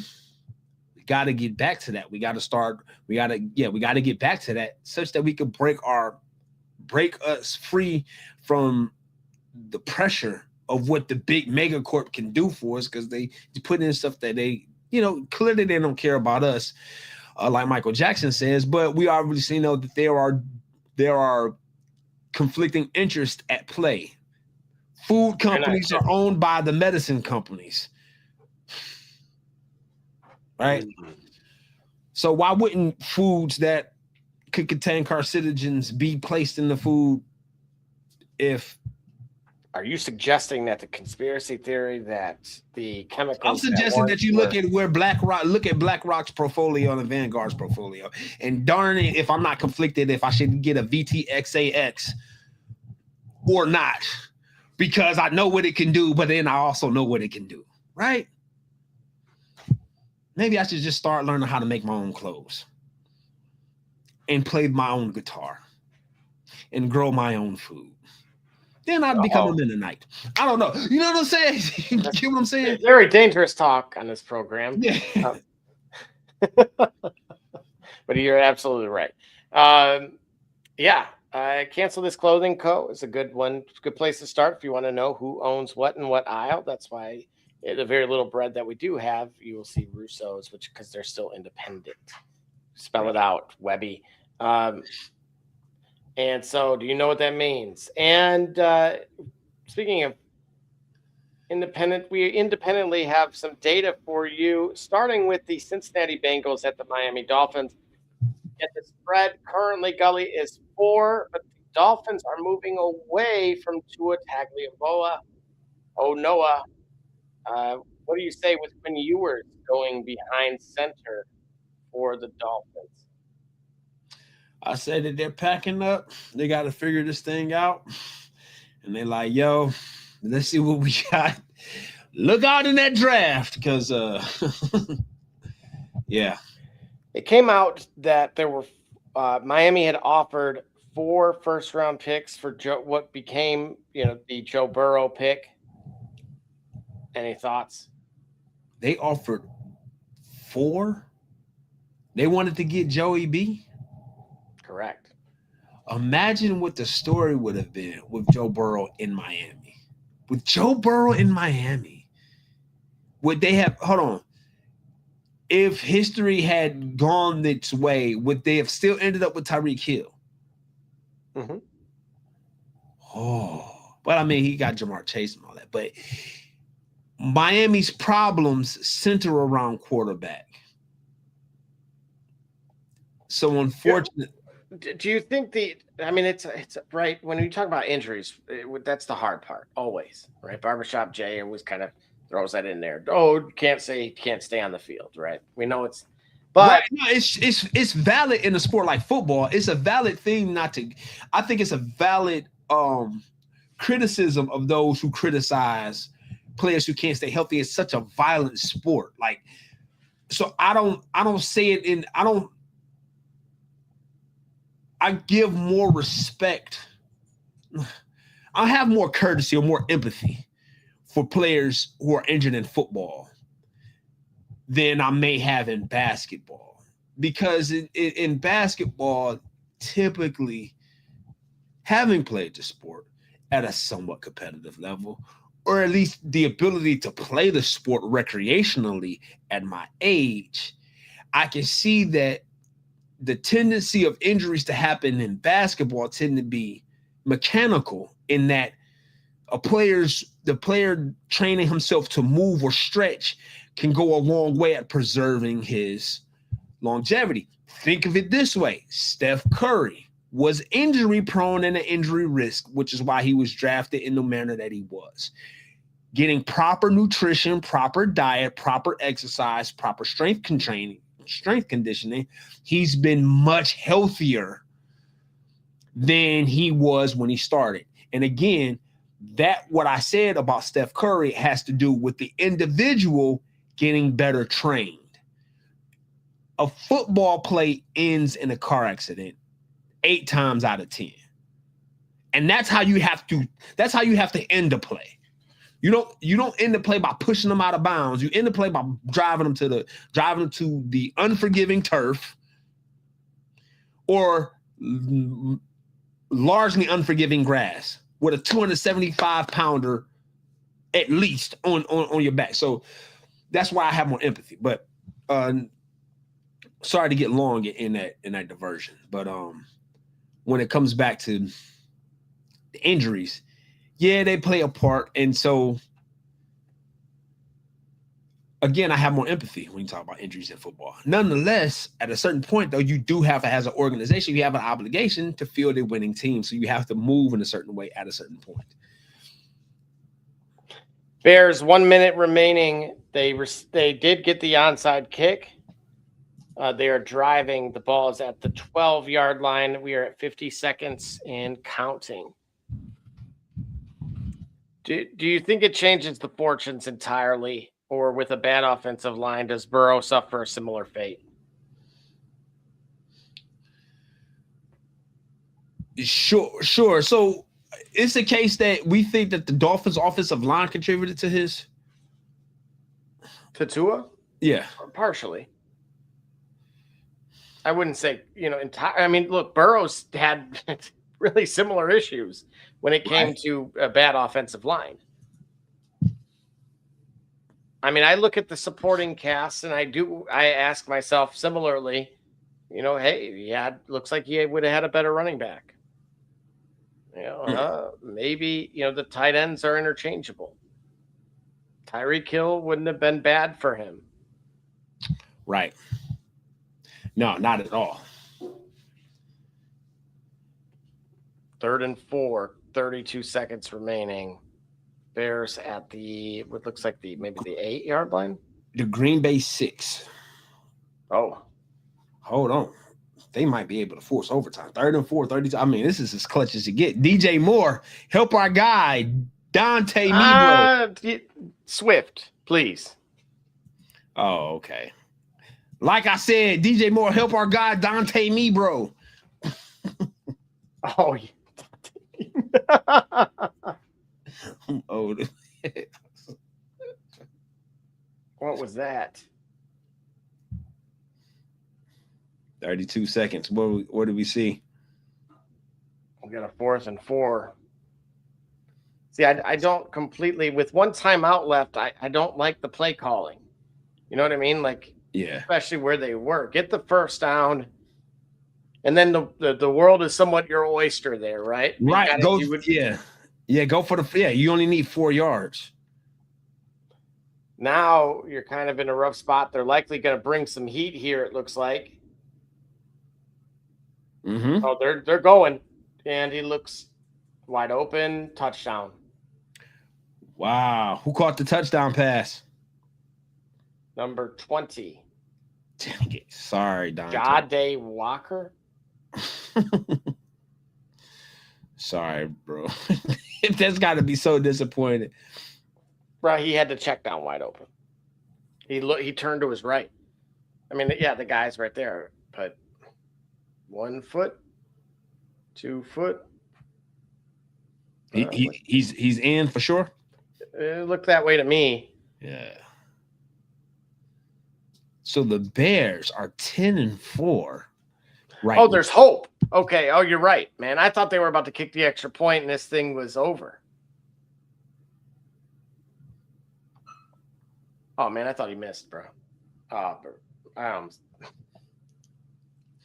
Well, we got ourselves a ball game after all, which includes DJ Moore. So just kind of diving into, we'll keep an eye on that one for you guys as well. But total over-under was 47.5. Implied team totals 25 for the Bengals, 21 for Dolphins. I don't know. I don't think I have. Here's where I'm torn. Right? Is that yes, the Cincinnati defense is bad. Yep. But not necessarily against a rookie quarterback. Right. Right. Okay. All right. So hold on. I say right because I'm saying the logic may sound good because I'm thinking as a metaphorical argument in general that would be the case. But tell me in particular to Cincinnati this year, or in particular to defenses in years past versus rookies. You got any case examples? Phillip Rivers last week. He wasn't terrible, but just again. Generally speaking, you're a more seasoned quarterback is going to be better off. I think this is a higher, more indicative of the fact that they're really trying to just move on from Tua. But the way that the contract's written, I don't agree. I don't think they're going to do that either. I don't know. This is a mess to me. This is completely a mess to me. Yeah. What is this contract looking like? I mean, it's not a Deshaun Watson situation, but almost. Yeah, like how much money, man? He signed a 4-year, $212 million extension in 2024. A 4-year, 212. It is a Deshaun Watson. Good. Good. How much guarantee? 53 annually, with 167 in total guarantees, including over 93 million fully guaranteed at signing. That man got $93 million. He got $1 million 93 times. Oh man. $1 million 90. Dude, look at it. Next year, the base. Why are we benching him? Leave him in and her. I'm going to sound terrible. Don't do it. Don't say it. Don't say it. Don't say it. Don't say it. Don't say it. Don't say it. Don't say it. Massages. Don't say it. Don't say it. Don't say it. Yeah, make it work. $56 million cap. 99. If they cut him, that's it. What you mean? They would be $100 million in the hole. If they cut him. So they can't. Yeah, they can't cut him. That's $100 million. Oh my gosh, dude. I guarantee you, whoever made that deal, that general manager's gone. There's no way. Yeah, because he played himself into a situation where he didn't necessarily warrant the. I'll put it this way: there was skepticism in giving him that $212 million extension. Like his play made it skeptical, right? Oh, now, absolutely. This is brutal. This is one of the worst ones I've seen, dude. This feels like, we were going through the James Harden stuff. Yeah. In Kawhi. Yeah. This feels like that. But in like, what do you do? I wouldn't even take the job as a general manager. I wouldn't want it because I'm toast. Because I'd have to figure this out. Yeah, there's no way I can work around $100 million in dead cap by cutting him. Now, when it becomes that $100 million a dead cap, is that over the remaining years of said? So you down $100 million, which is effectively 30. Are you down $100 million at once, or are you down $33 million per year? No. This is how it would work. So when a player is released or traded before June 1st, all of the dead cap remaining on his contract accelerates into the current year. So it's a 1 year. Which, by the way, means you're going to go into the luxury tax because you do have other people that you're paying.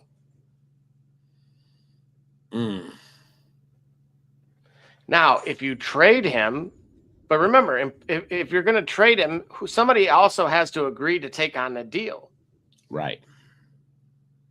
And you're still paying him to go away. Now, this is We what look happened. at like Russell Wilson, where he got traded to Perfect Pittsburgh. example. Absolutely perfect example.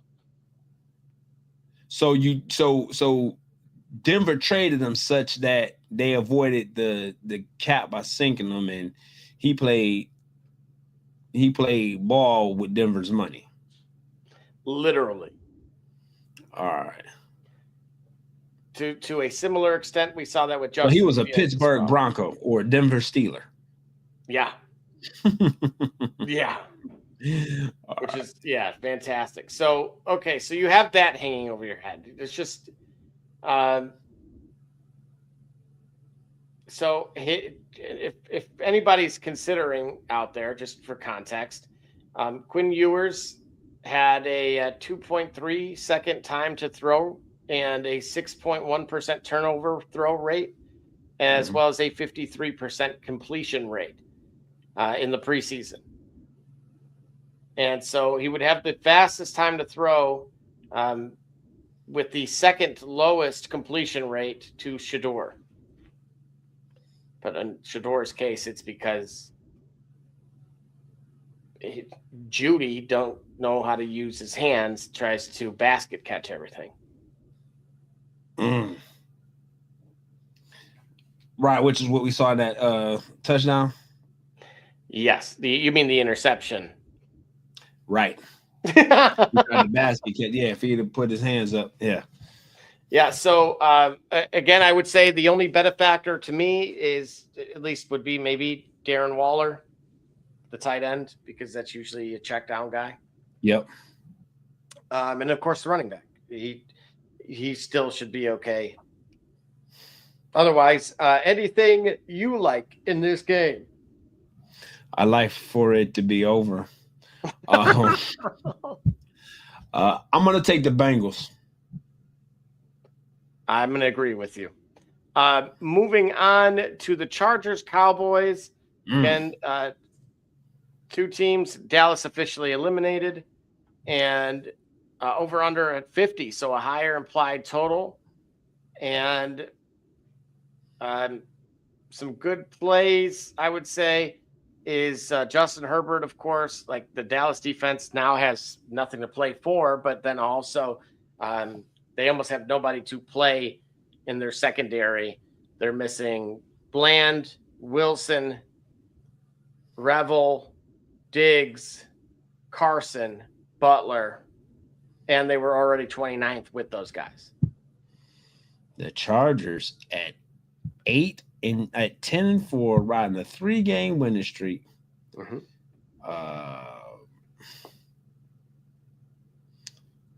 Second best in the division, next to the Denver Broncos. I think they're warming up. They're getting hot. I don't see any reason. I don't see any given Sunday situation happening this week because I believe that they're still playing for positioning, so every game matters. And the division still isn't out of reach for as hot as the Broncos are. That being said, they're going to come out, play competitively.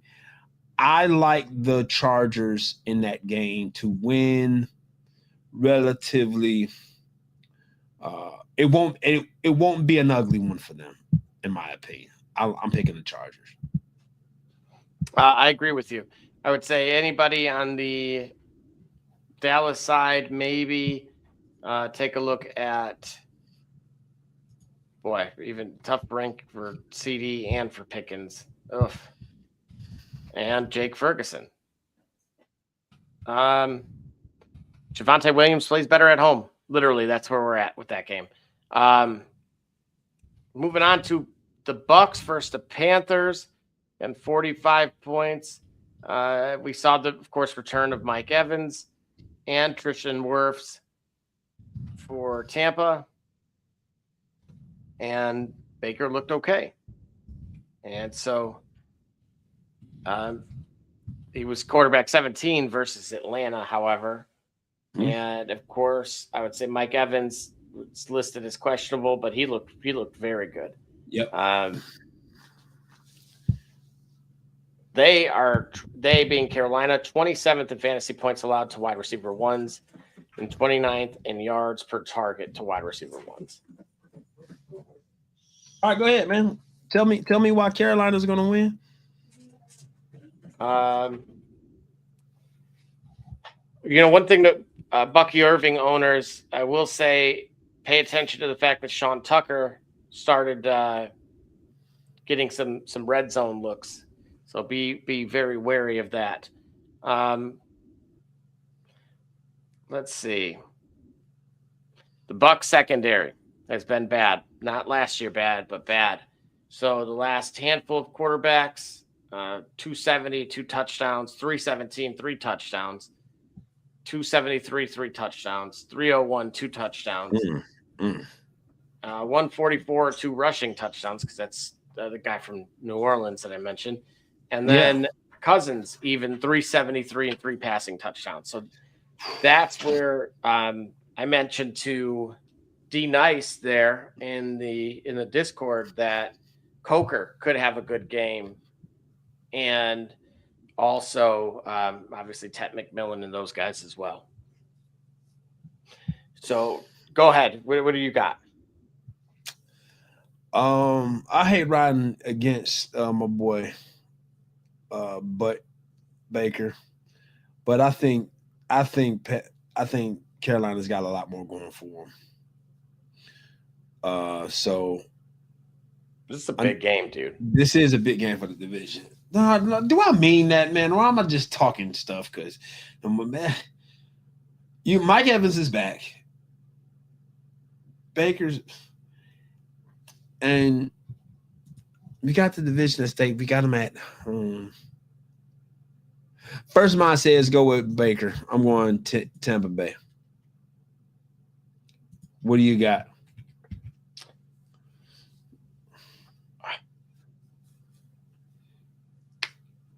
This will be interesting. It's close. It's close. Yeah. So who you got? I'm going to go with them also. All right, cool. So we in sync on these first 3 picks. Now, what do we got? The Jets versus the Saints. Jets versus the Saints. Jets, Jets versus the Saints, Saints. Ooh. There's their quarterback.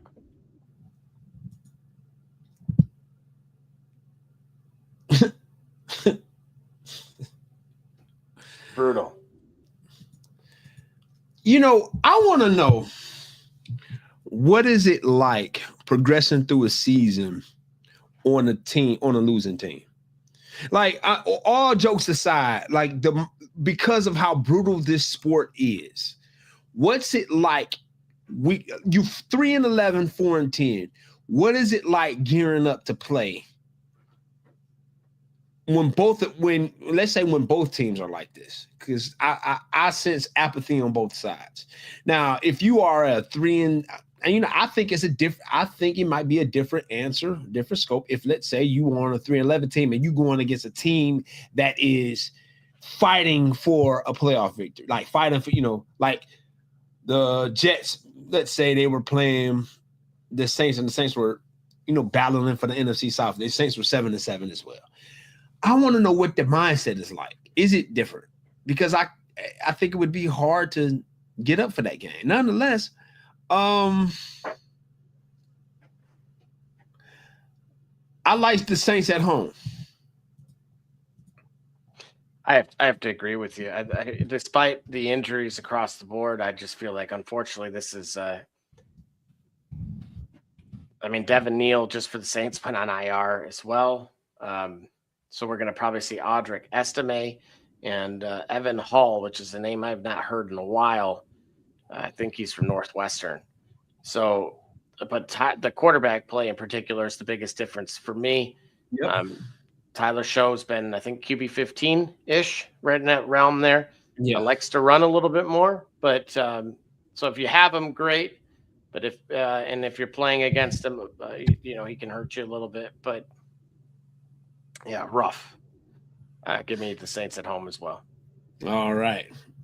Moving on to the Vikings at Giants. Who do you like here? JJ McCarthy's starting to look like 9 again. Yeah. Of course, I'm going Minnesota over NYG.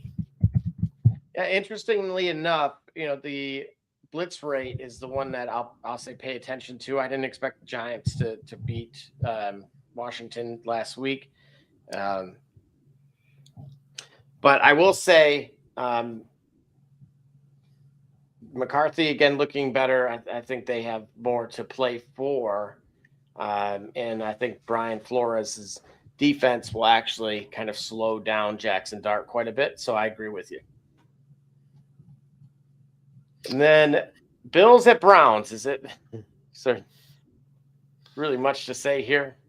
Yeah, there is, because any given Sunday, man, listen, I know Brother Rich would be greatly entertained for me to be picking my Browns. I don't think he'd believe it. But,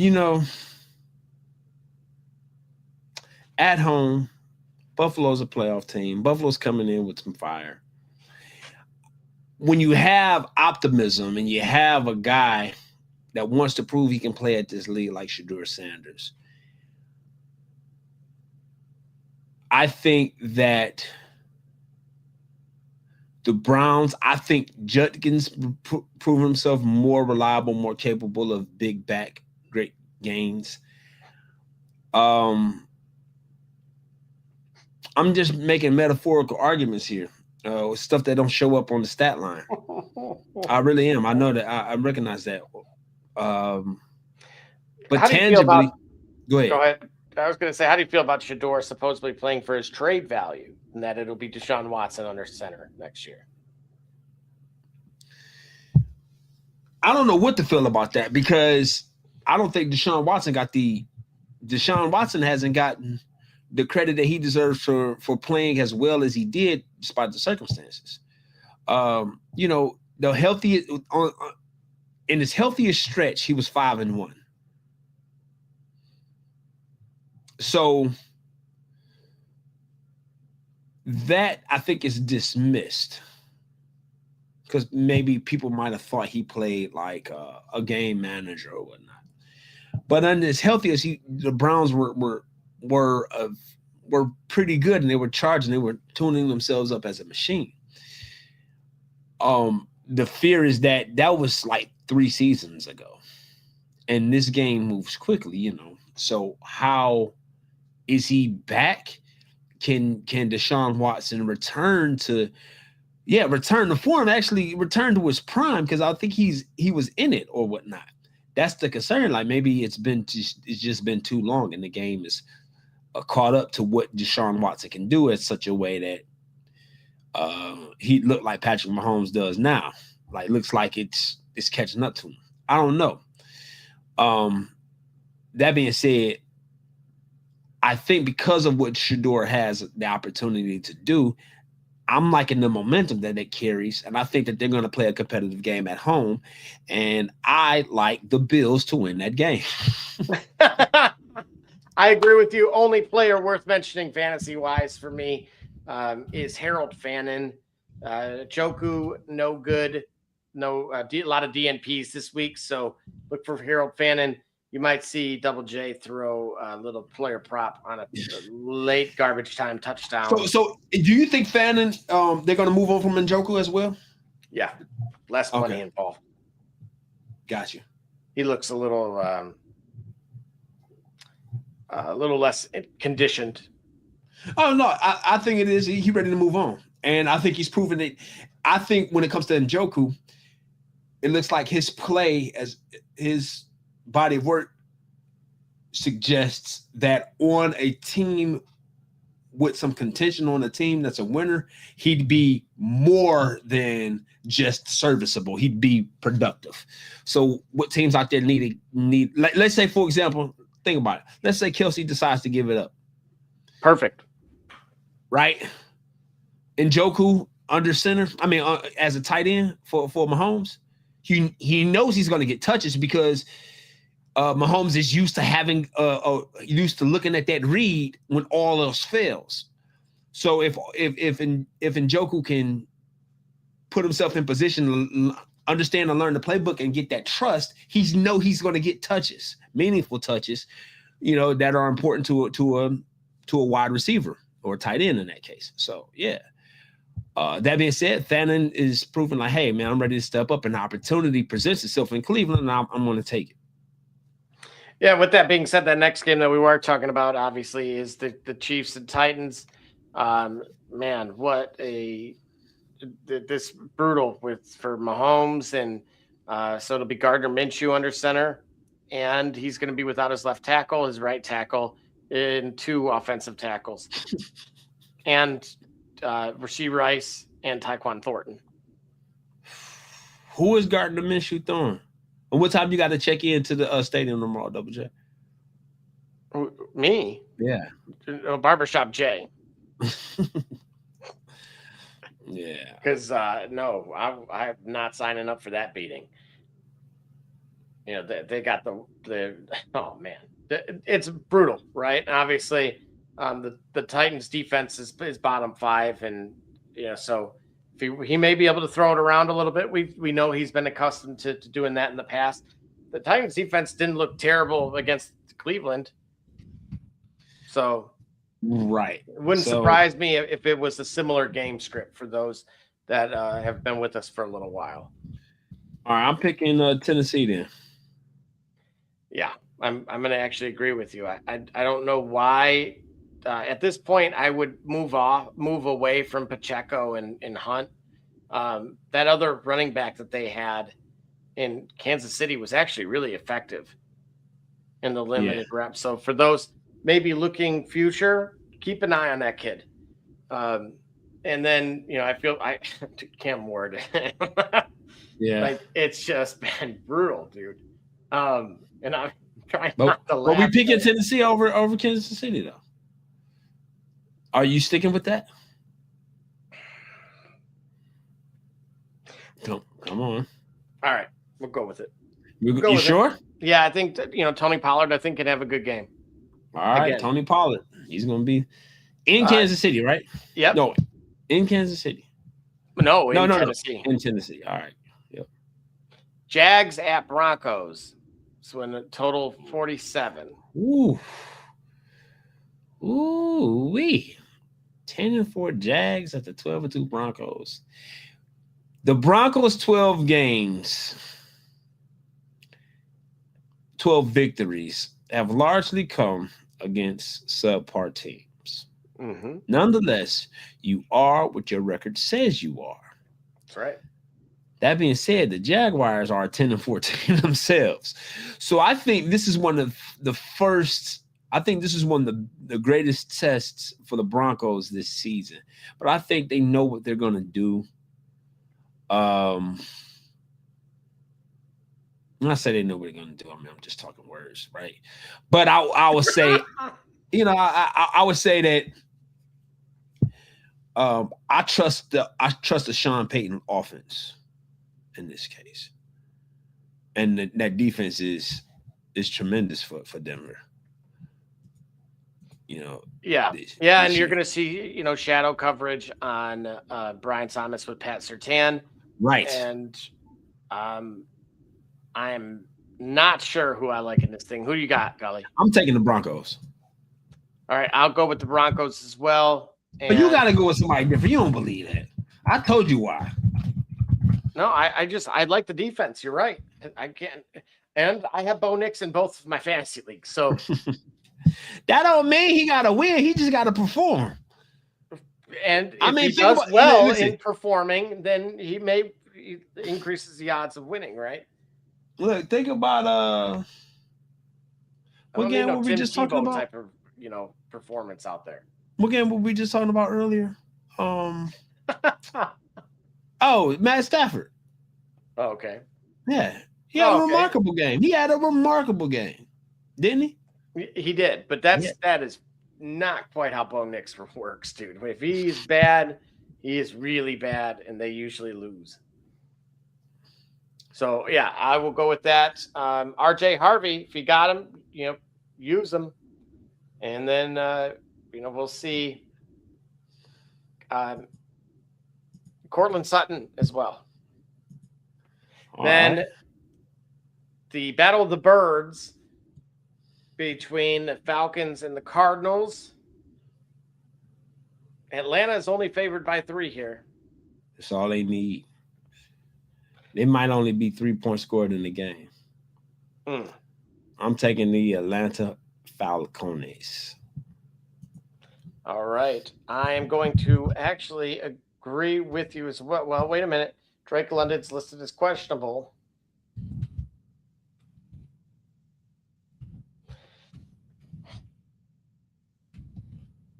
Yeah, give me the Falcons. Yeah, okay.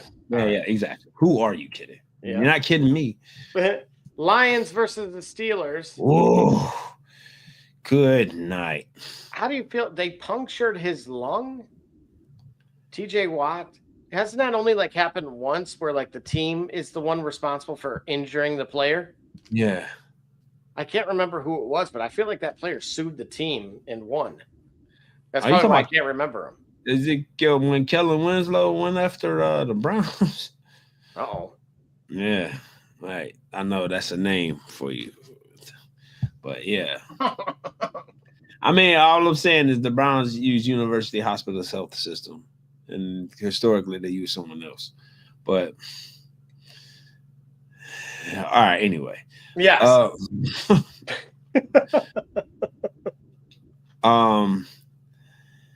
Lions are 7-point favorites here. 7-point favorites? Mm-hmm.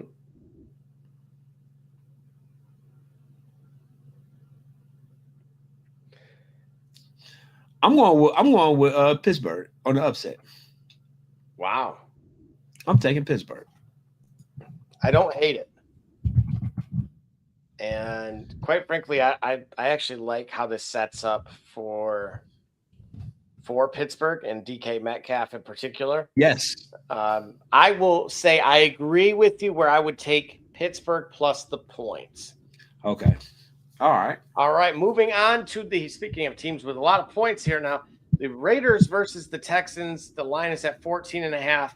We apparently will have the return of Geno Smith.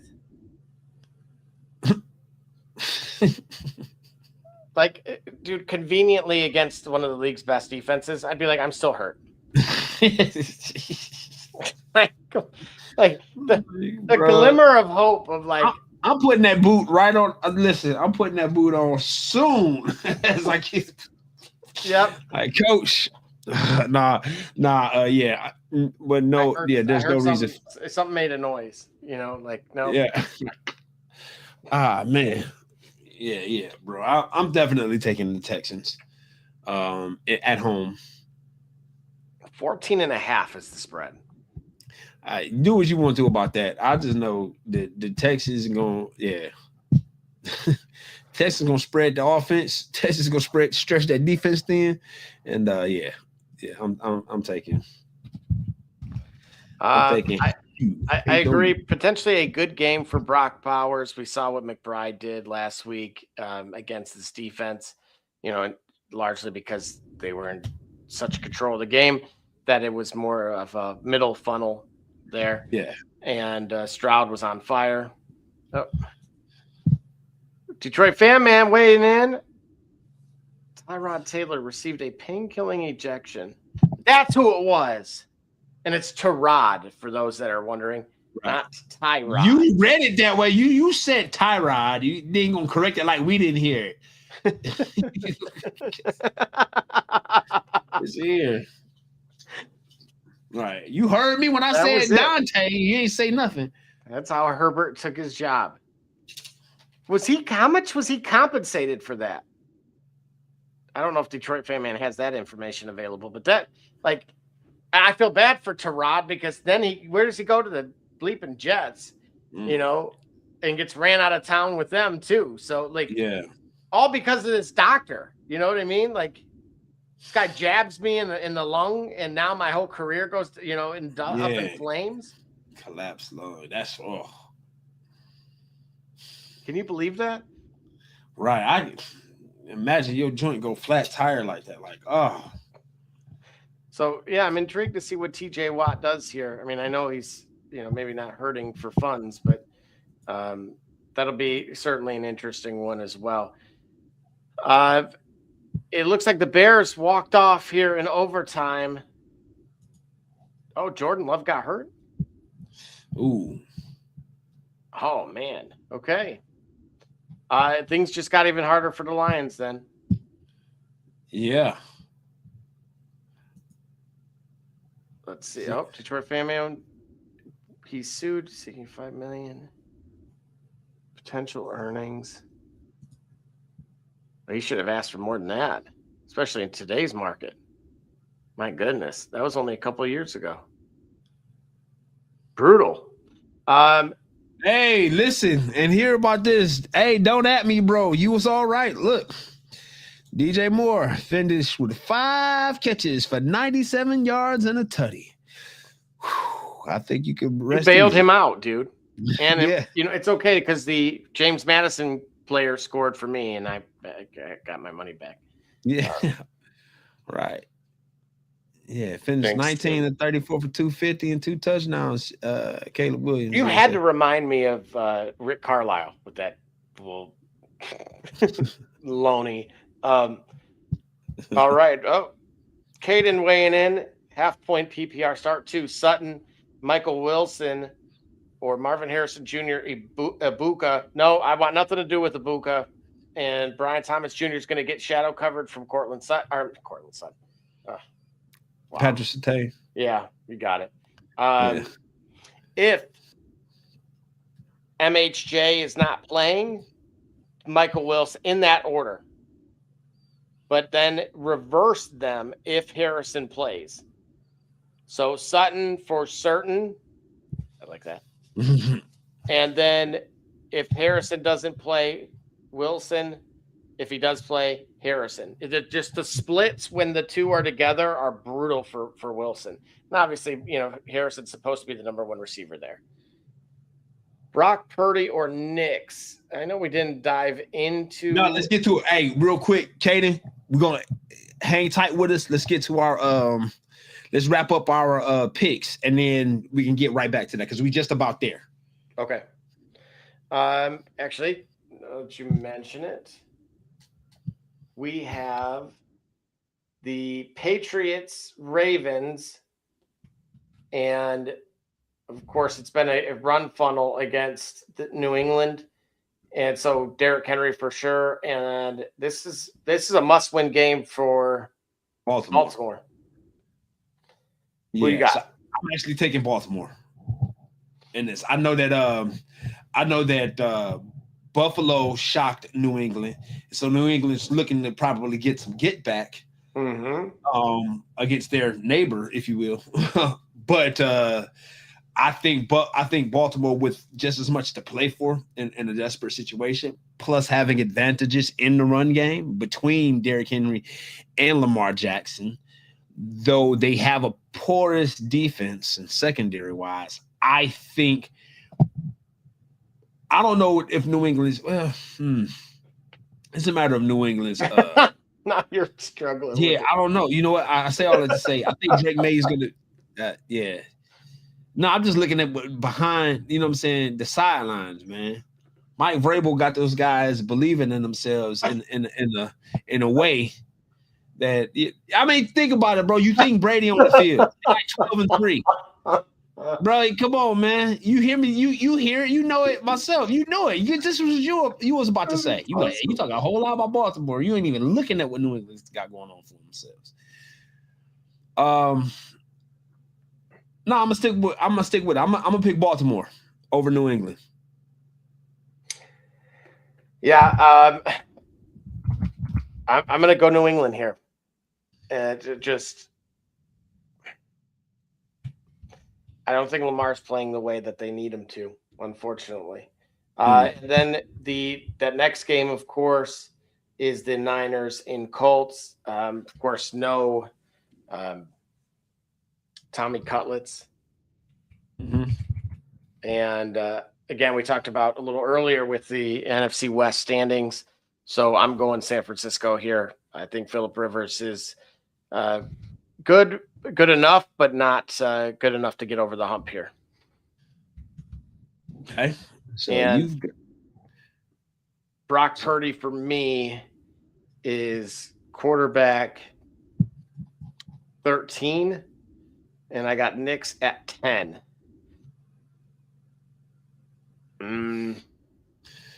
That's a tough one.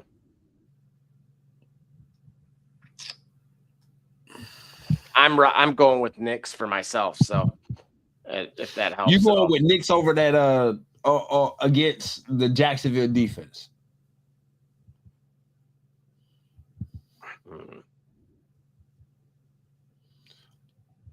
As opposed to Brock Purdy against the Colts defense. Good call. Remember, he's not playing against Grandpa Rivers.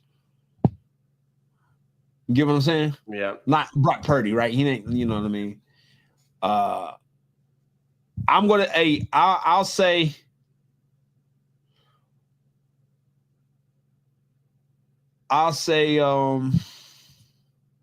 Caden, I'm picking Brock. I'll agree with that. I'll go with it. And then as far as Warren, yeah, you pick this one. Strange or Schultz. Hang on, let's see here. Got Warren at 6. Schultz is at 13. Strange is at 16. And Gadsden's at 10. So I'm going Warren. And then Saints or Bills defense. Let's see here. Bills versus Cleveland. Oh, yeah. There's your answer. Shador's going to – I feel bad for the guy, dude. I like 12, but, you know, if Judy's going to basket catch everything, there's no Njoku.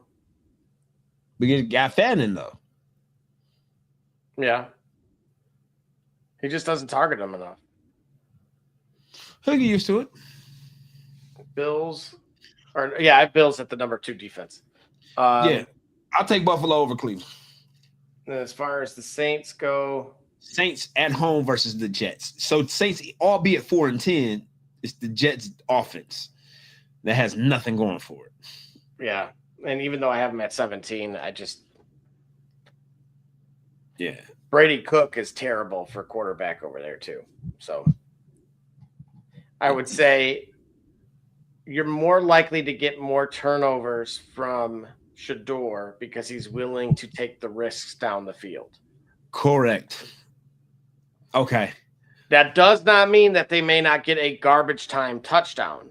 Right. The Jets, on the other hand, whoever they roll out there, and it may not be there by halftime.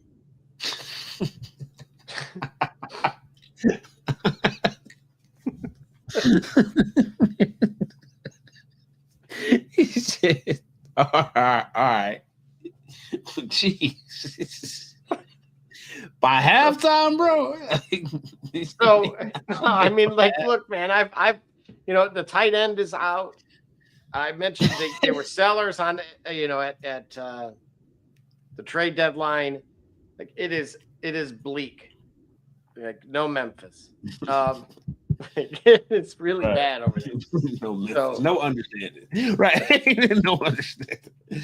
But all right. And if so again, best of luck certainly in the fantasy playoffs here, and hopefully you get the win. Any final thoughts from you, Gully, on this upcoming fantasy slate, or just the NFL, or what you saw this weekend?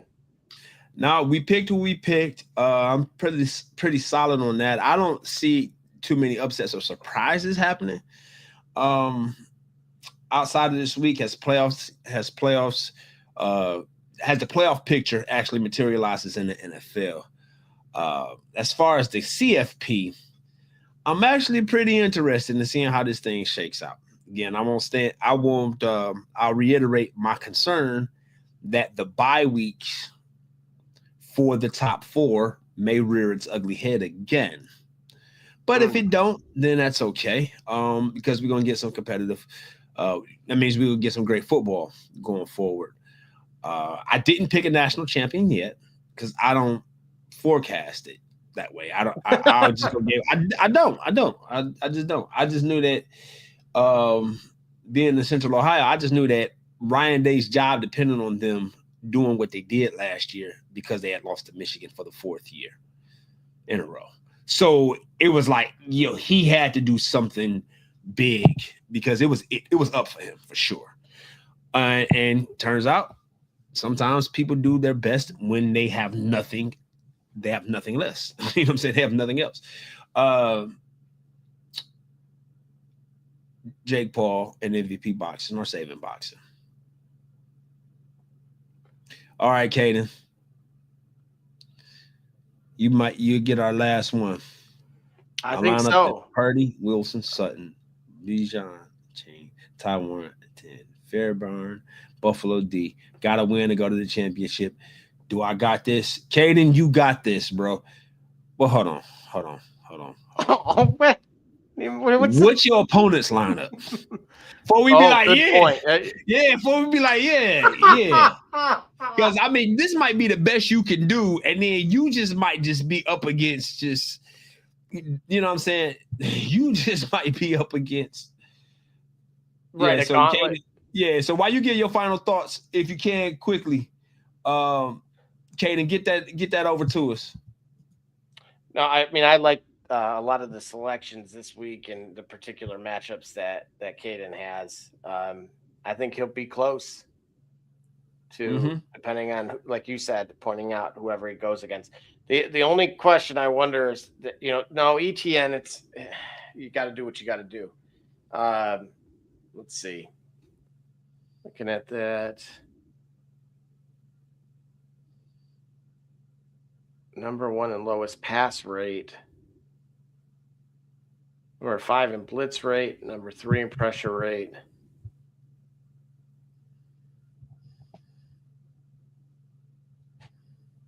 So no Tootin until the playoffs, Scully, due to a hand injury.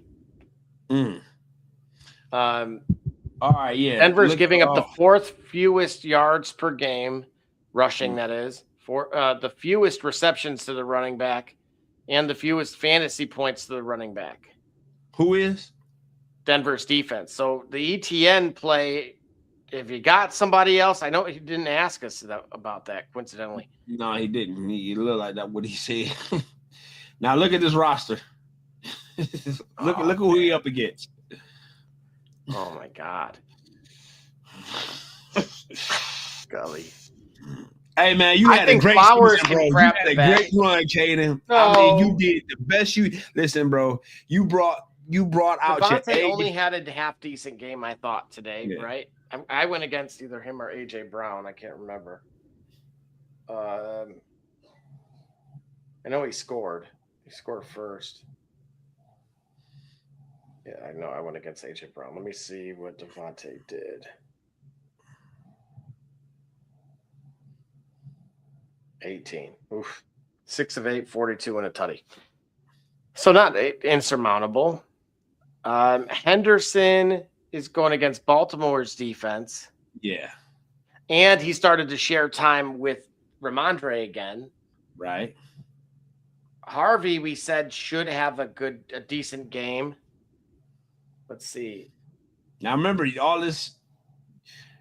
Oh, they only give up number 1 fewest yards to the running back. So that's a bad matchup for him, for Harvey. Yeah.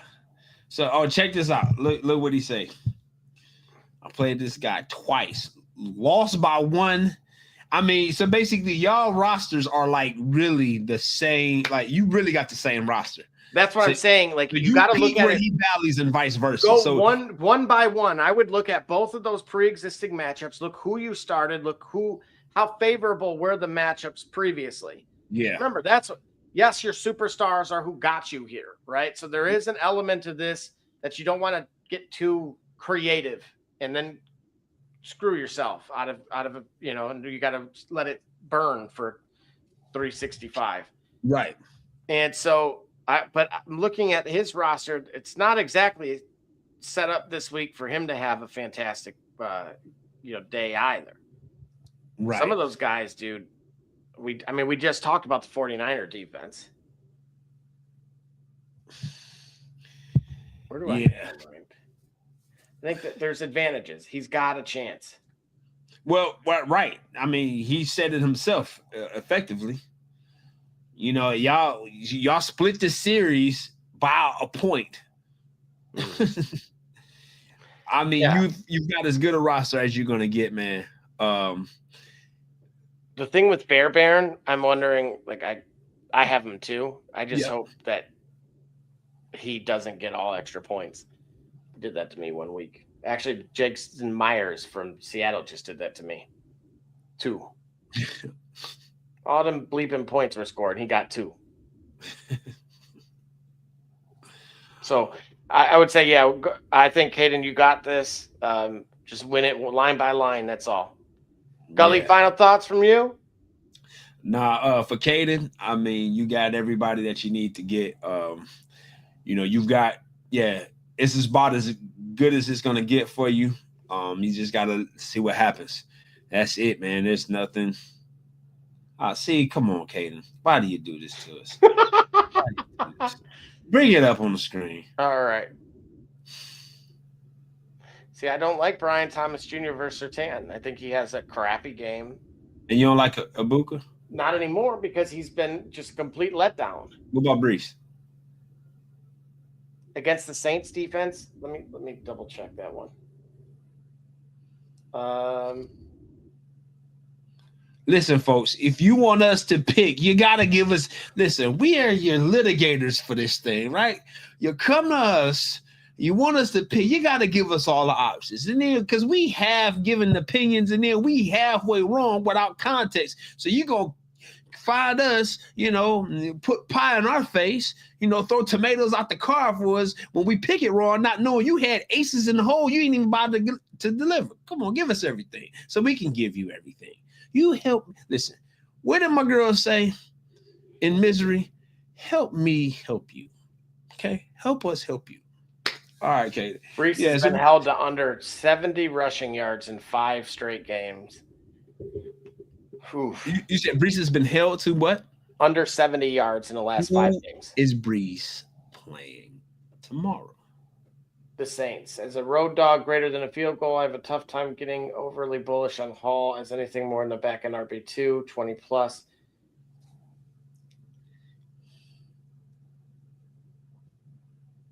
A lot of the teams themselves have been going with a run-based offense against New Orleans, but that's brutal. I just think ETN's going to get a bunch of volume. I don't disagree. It's just, it's a tough matchup. That's all. And when you're seeing, like you said, a margin of literally 1 point, I think he's the better play versus instead of, rather than Brees. I would have to agree. Okay. So, it's the better of all the options. Yeah, I think ETN's going to get a bunch of volume with no Tutton. Let's see. Denver's giving up the 4th fewest. So, again, whereas some of the other teams. I think y'all do this to us on purpose. It's been fun, y'all. We got a flood of questions. Omarion Hampton, Bucky Irving, or Rico Dowdle?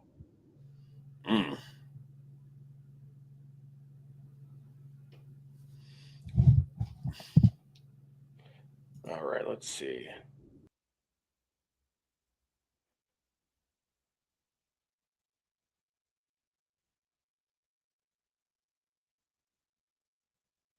So here's the issue with Bucky. Red zone starting to go to Sean Tucker. Rachaad White is hogging the passing down work. And Panthers are allowing the 28th. They're 28th in run defensively, the 4th highest yards per mark or per carry to the running backs. So give me Bucky Irving in that one for sure.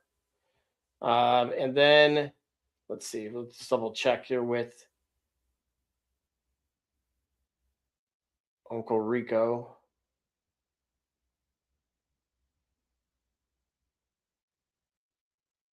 No, Tampa gives up is number 2 in receiving fantasy points to running backs over the last 3 games. Rico and Chuba have each gotten 7 receptions apiece, and Dowdle has the slight nod in snap share, 54-47. So this is literally 1A, 1B. I would move him down to flex territory, though. So just kind of keep that in mind. A bigger opportunity with Tampa as a whole has been through the air, and that obviously implies the running backs also. So give me I'm going to stick with Bucky on that one. And then let's see, Hampton was the last one.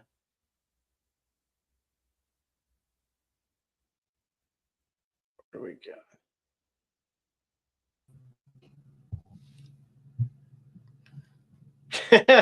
Technical difficulties, man.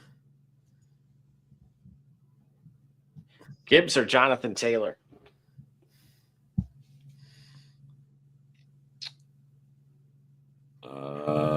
He's taking Gibbs and Jonathan Taylor. Oh yeah. Oh my gosh. Okay, good. I'm glad I didn't have to pick between those two. Right. Right. So the Hampton, Bucky, and Dottle is for his flex. I'm trusting, and then he started Gibbs and Taylor. Good job. Heck yeah! Oh my gosh. Let me see. Hampton is the only one I just want to rule out really quickly. I think we're good here. Yeah.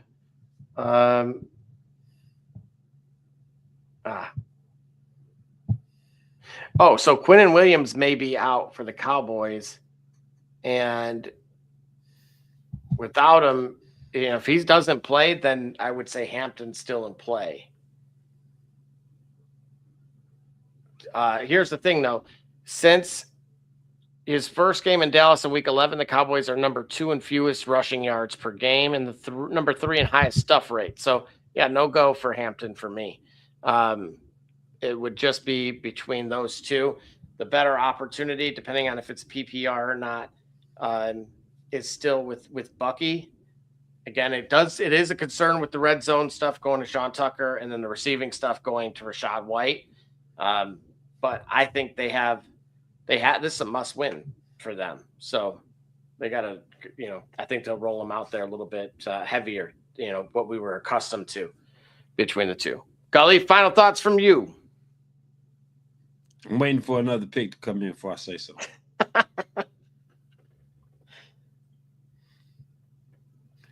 Jake Paul versus Andrew Tate, May 30th next year, redemption. That's how I call it. I think he's going against Tank Davis. I don't think Tank gonna do it. Tank really gonna kill him. Till then, it's been fun. We got to run. Good luck to everybody in the fantasy playoffs tomorrow. And as Barbershop Jay would say, next time you want to know what's really going on, come to the shop. Walk-ins are always welcome. Hello.